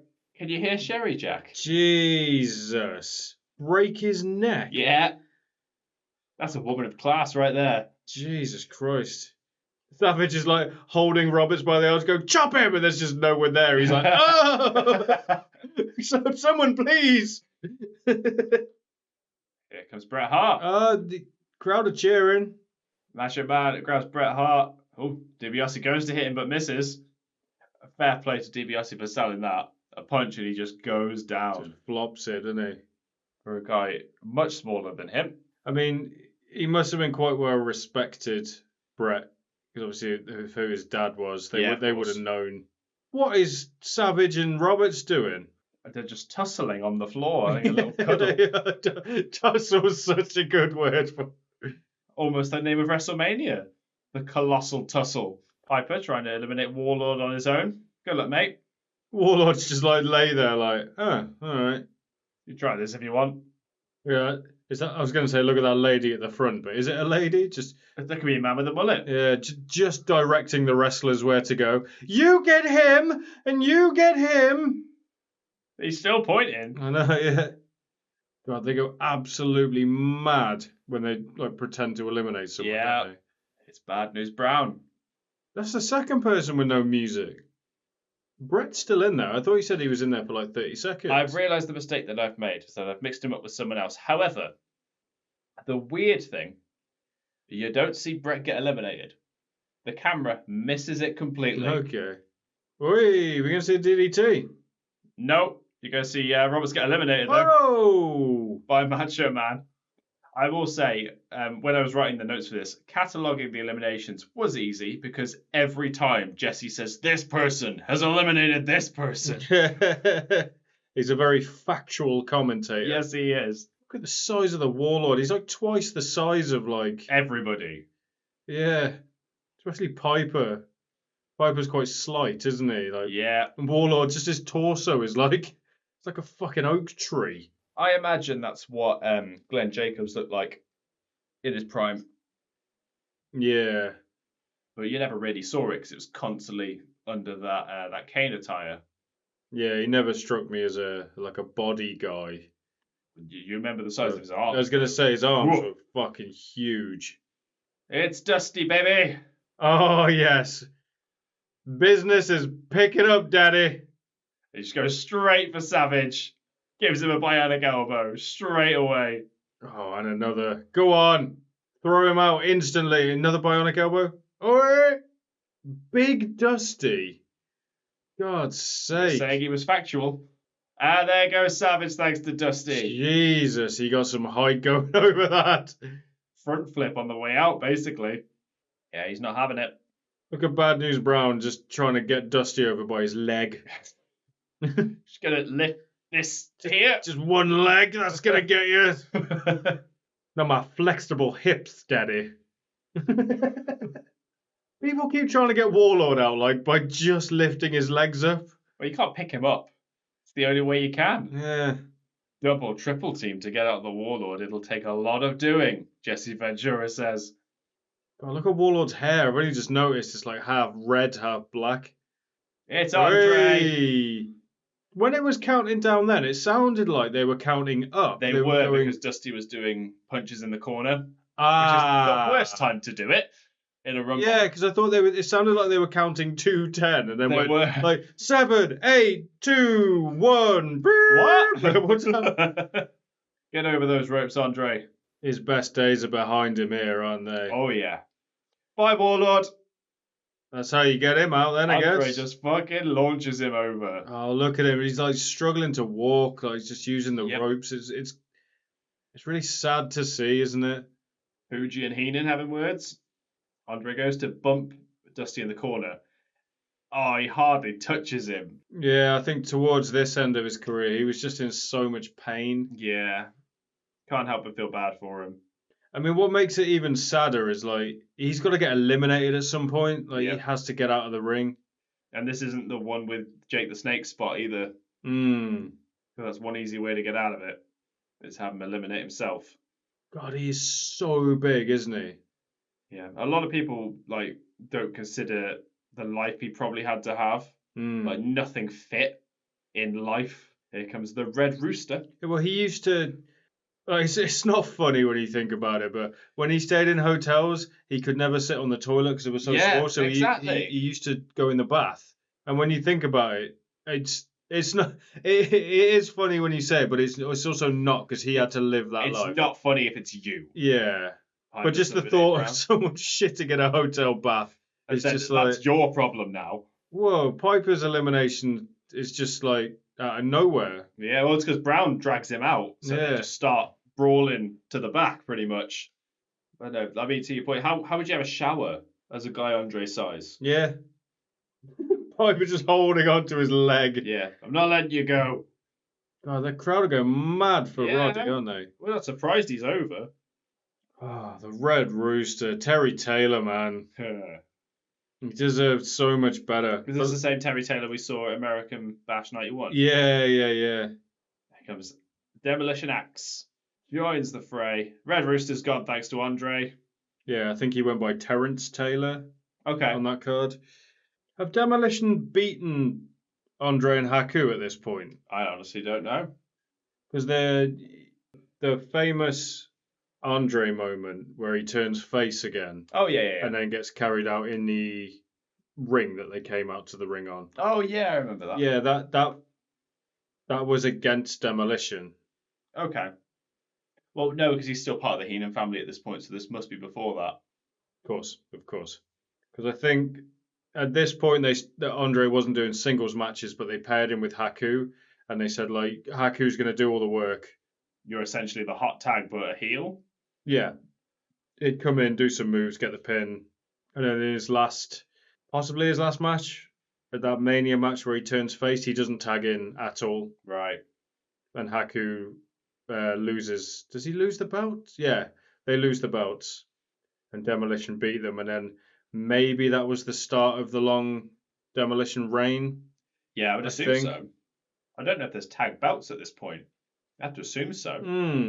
Speaking of Haku, there you go. There you go. They are Thank the you, champions. Jesse Ventura. So this might be setting up the feud. The Demolition take the Possibly. belts off them then, right? Yeah, might be WrestleMania 6 where it happens. Okay. God, WrestleMania 6. I think. I didn't realize. I want to say it was Hogan Warrior. I didn't realize Andre did that many WrestleManias. Oh God, he just stepped on Axe, yeah. Axe's hand, and you see him just go, "Fucking hell!" God, everyone's just staying clear of Haku, aren't they? Yep. Haku comes in and everyone just jumps over the top rope. Nope. Not dealing with that today, thank you very much. Is he just muttering to himself? I don't know. Jesus.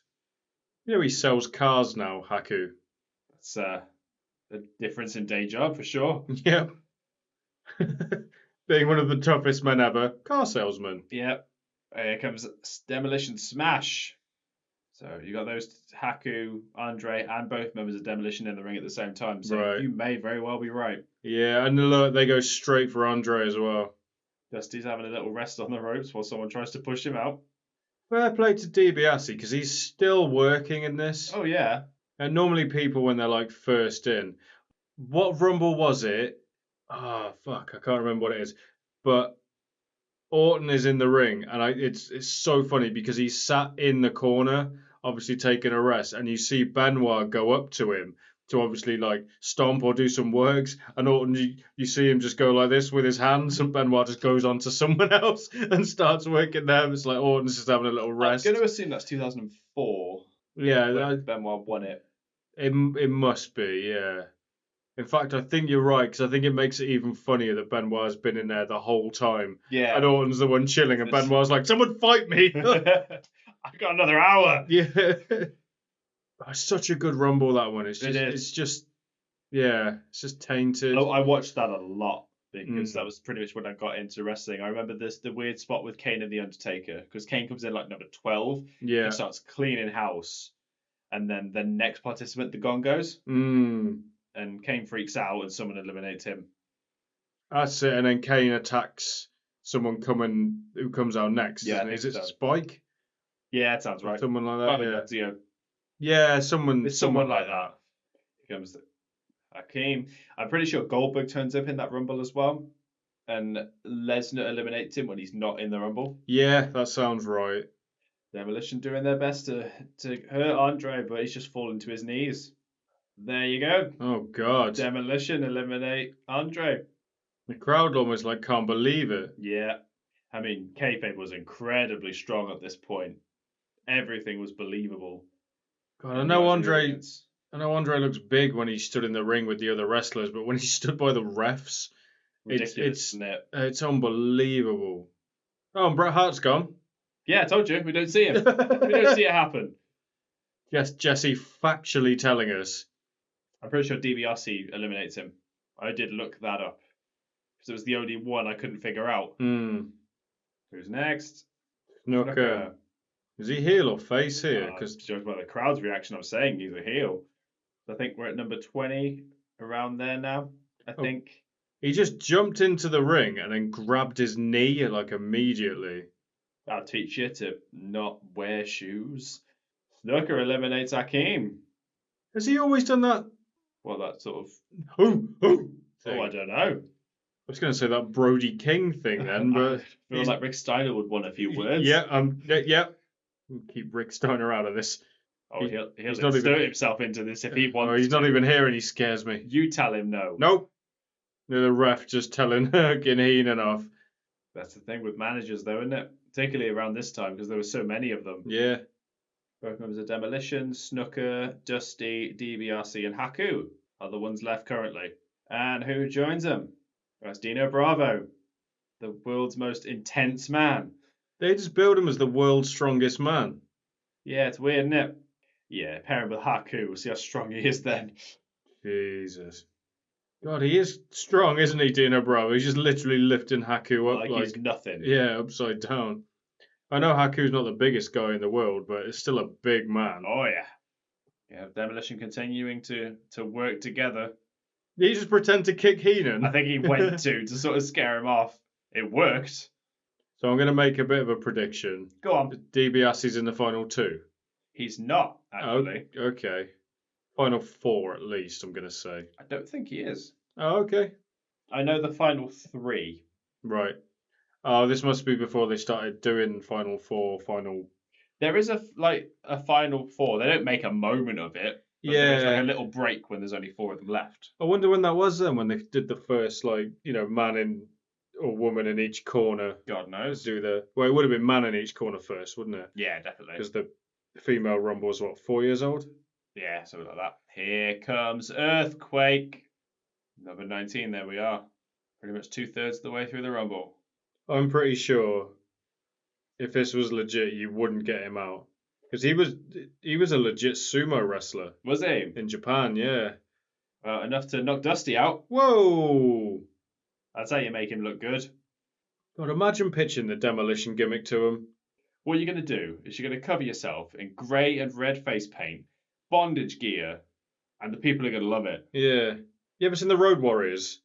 Yeah, that but in a gay bar. Well, one of them's gone. Haku just staring at him. That's the scariest thing. You just turn around and lock eyes with him. He'd be like, nope. I'd eliminate myself. I'm done. I'm absolutely done. Thank you, Jesse. I was trying to work out which member of Demolition Very it was. factual. Thank you for helping. The Earthquake, did they just call it? Yeah, it's the Earthquake and not Earthquake, which is very strange. Yeah. Who's number 20? It's Jim Neidhart. Oh, I get he comes out straight away, I'd imagine. I can't remember. I've only watched this a few days ago, and obviously Rumbles are so chaotic, it's hard to keep track of everything. Yeah, they keep alternating between the Earthquake and Earthquake. So they can't make their minds up. Here comes the lifting up fucking Earthquake's legs. Fucking legs akimbo here. There you go. It takes 6 people to eliminate Earthquake. And Dino Bravo's not really doing anything. No. World's strongest man, and just stands there going, yep, get him over. I helped. So there's got to be someone else that's coming in to clear. Well, you've seen everybody that's in it. Have we? Well, in the intro, you saw every single person that was in the Royal Rumble. We've still got Warrior, still got Hogan. Yeah. Oh. You know who's number 30? Yeah, okay. I think I remember what happens. This is the stare down between Warrior and Hogan, isn't it? Where they first meet. Yeah, because they've been kept apart the whole time. But they're both champions at this point as well. Well, I think Warrior takes the title off Hogan and then relinquishes the IC. Okay. If I remember. Because I think that might be when Savage wins it? Possibly. Because I think they saw the reaction that it got and went, yeah, do it. Pull the trigger strike while the iron's hot. Oh, I remember those days. Yeah. LA Knight. Yeah. Here comes the Warrior. All right, okay, yeah. And everyone runs to give him space. Could have eliminated someone already. Gone on too long. I mean, he's no-selling everything Bravo's doing, so... Bravo's gone, thanks to Warrior. Yeah, he should have come in and just got someone else straight away. But I suppose they got time. 2 minutes, in fact. Yeah. God, I bet they're a nightmare to try and coordinate, aren't they? Yeah.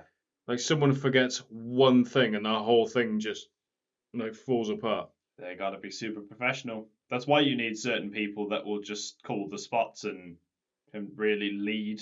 Be like a ring general. Yeah. I'm assuming Neidhart or Haku. Who's in there? DiBiase, maybe. Yeah, well, I was going to say DiBiase. I imagine that's partly what an Iron Man's for. Yeah, I can't really imagine anyone else being a proper ring general at this time. Not of the people in the ring at the moment, anyway. Haku just wouldn't give a shit, I don't think. No. Here's number 22, I think. It's Rick Martel. He's not as shiny now, so he's wiped all that stuff off his face. Yeah. Doesn't glisten like he once did. Yeah, what pay-per-view was it where we saw him? Oh, I can't remember. It was WCW. He opened the show, didn't he? Yeah, with Booker T. It's where Booker T wrestled It was Greed. Saturn Was afterwards. it Greed? No, Super Brawl? maybe. It might have been Greed. Oh, God, I can't remember. He's in a stink face, Warrior. Not intentionally, I don't think. Because it was when he faced Perry Saturn, so it wasn't Greed. It must have been Super Brawl. Haku's like super kick. It always looks so good because he just he doesn't like throw his body into it. He just lifts his leg up. Yeah, but he's eliminated Demolition Smash in the process. Yeah, leading to that feud. Martel not quite eliminated by Neidhart there. Looks like he was trying to pin him. Yeah. So we got Santana now. Yep. Yeah, got some beef with Rick Martel.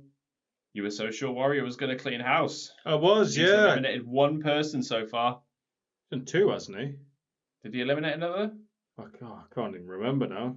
No, he eliminated Dino Bravo. I don't know who the other one was. Yeah, no, I might have made that up. Ah, they were partners, Martel and Yeah. Tito. Look how sopping wet DiBiase's hair is. I'm not surprised. How long's he been in there at this point? 40 minutes. And he's not rested? Like, you haven't Not seen really, him taking no. any rests at all? Sit on his thumbs? That sounds uncomfortable. It does. I don't know about you. That's all right. I don't think that's what he meant. No. Number 24. Maybe not plural. 24 is Honky Tonk. What was that say on the back of Honky's trousers? Twist and shout. Right, okay. Get your own gimmick, man. Shut up, Jimmy Hart. Oh, Neidhart's gone. There we go. You say 6 remaining, or is he 6 remaining 6 in the people ring? to enter. Okay. Is that the 6 in the ring, isn't there? DiBiase's gone. Eliminated by Warrior. Whoa, okay. I mean, he was in there a long I time. think it was 44 minutes. Hmm. Bloody hell, Warrior. Picking up Honky Tonk like he's nothing. Here comes number 25. I think I remember who number 25 is. Trying to work it out. It's Hulk Hogan. Yeah, okay. So it's Hogan clears house. What was that? Slides in and then does a little bunny hop. What the fuck was that? Jimmy Snuka goes straight for Hogan. Almost runs into Hogan Irish whip, and Snuka's gone thanks to Hogan. Yeah, here we go then. Okay. Haku gone thanks to Hogan and a big foot.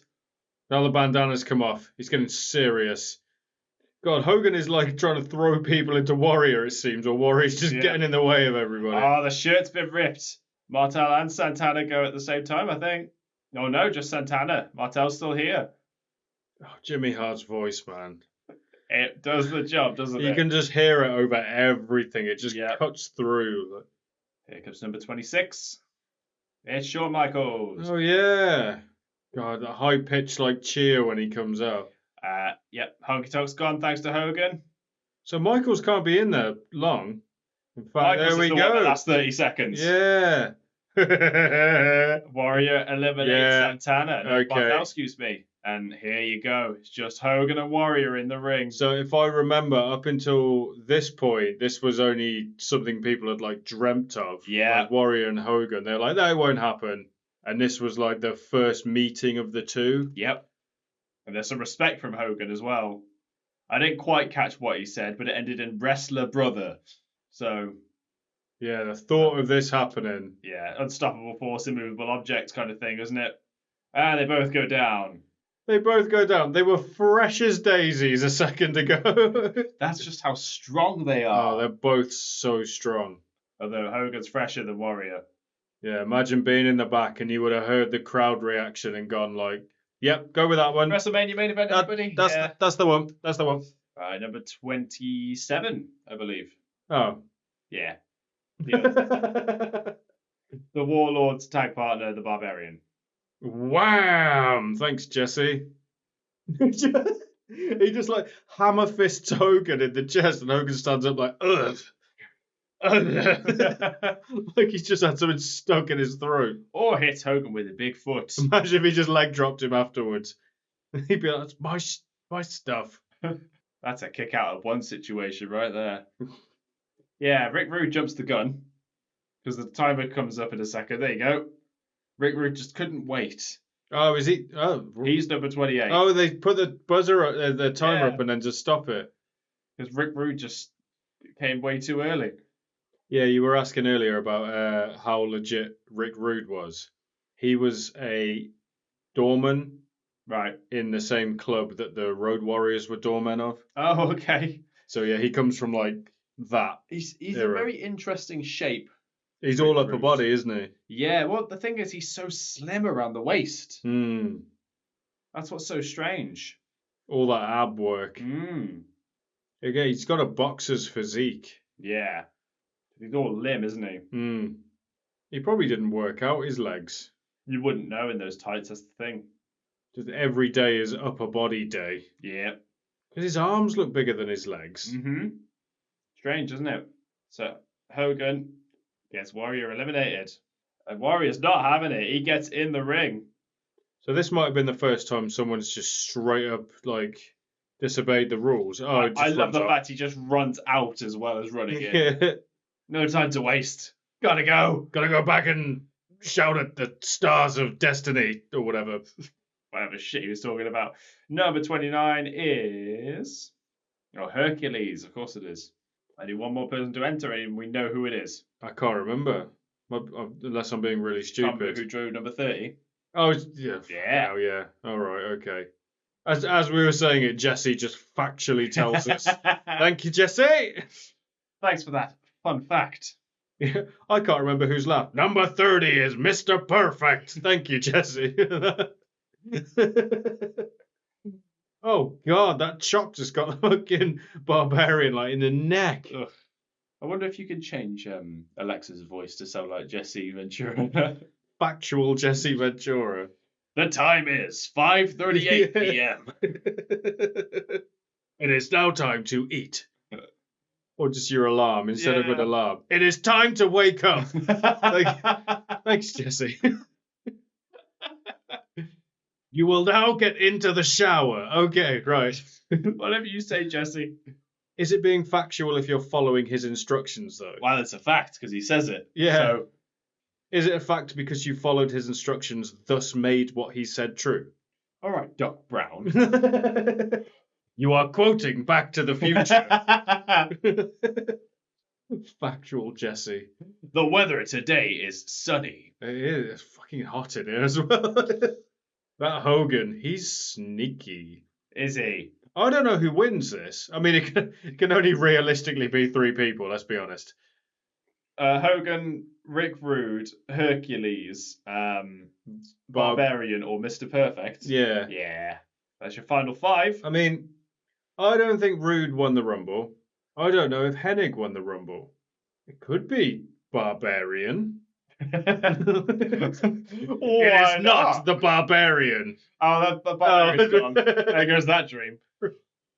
It just says it. Barbarian has been eliminated by Hercules. There you go. Exactly. You know exactly what's just happened. Thank you, Jesse. No ambiguity whatsoever. You don't even need to watch it. You just need to listen to Jesse. There you go. You see, it's like Final Four, but they don't really make a thing of it. Yeah, I mean, that's not really a Final Four, let's be honest. Like, I think, to be fair, I think they were quite big on Hercules. He just happens to be the number 4 who leaves. They were down to Rude and Perfect and Hogan. yeah, realistically, any of these could win. Yeah, I'm not sure. I can't remember for the life of me. I mean, I don't want to say it's Hogan just to be obvious, Mm-hmm. but See, I don't know if I could name every Royal Rumble winner. I feel like I could. oh, no chance. I can't remember who won. Yes. Yes, you can. Of course I can. I can remember who won the last 2 thinking about it. Funny that. I think I'd struggle after that, I think. Whoa! Rude's gone. Okay. So we're down to Perfect and Hogan. So Hennig went between the middle ropes. didn't Yeah, he, he's this not time? in any danger at the moment. But here's the match within a match. Is it Hennig? I'd like to say Hennig, so I'm going to say Hennig. Okay.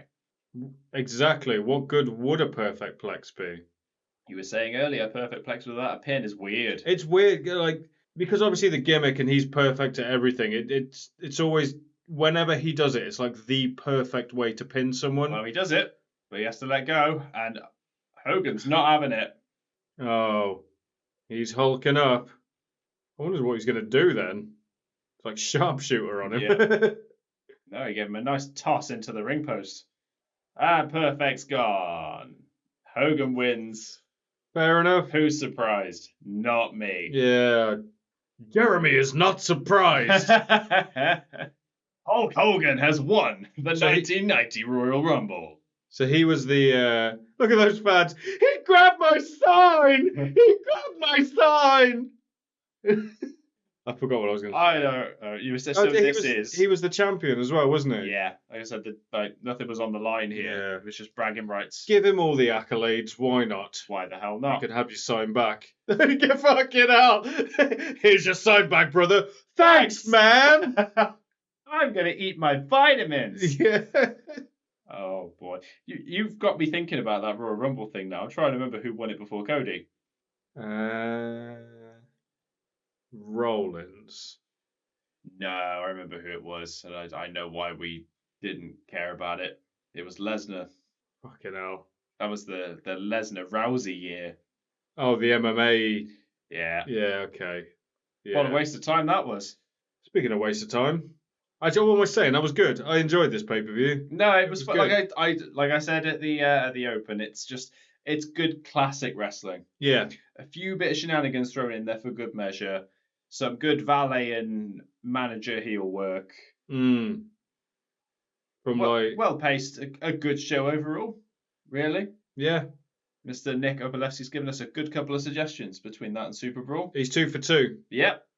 So while Hulk Hogan celebrates his win in a way only Hulk Hogan can, by flexing to the point of imploding on himself, we'd like to thank you for listening or watching us talk over the Royal Rumble 1990. Consider giving us a follow, subscribe, or whatever helps us, really. This little podcast can do with all the help it can get right now. Feel free to recommend anything you'd like us to talk over in the future. As we've just proven, we do take everything on board. Thank you for listening again. Catch you in the next one. You will see us on the next episode.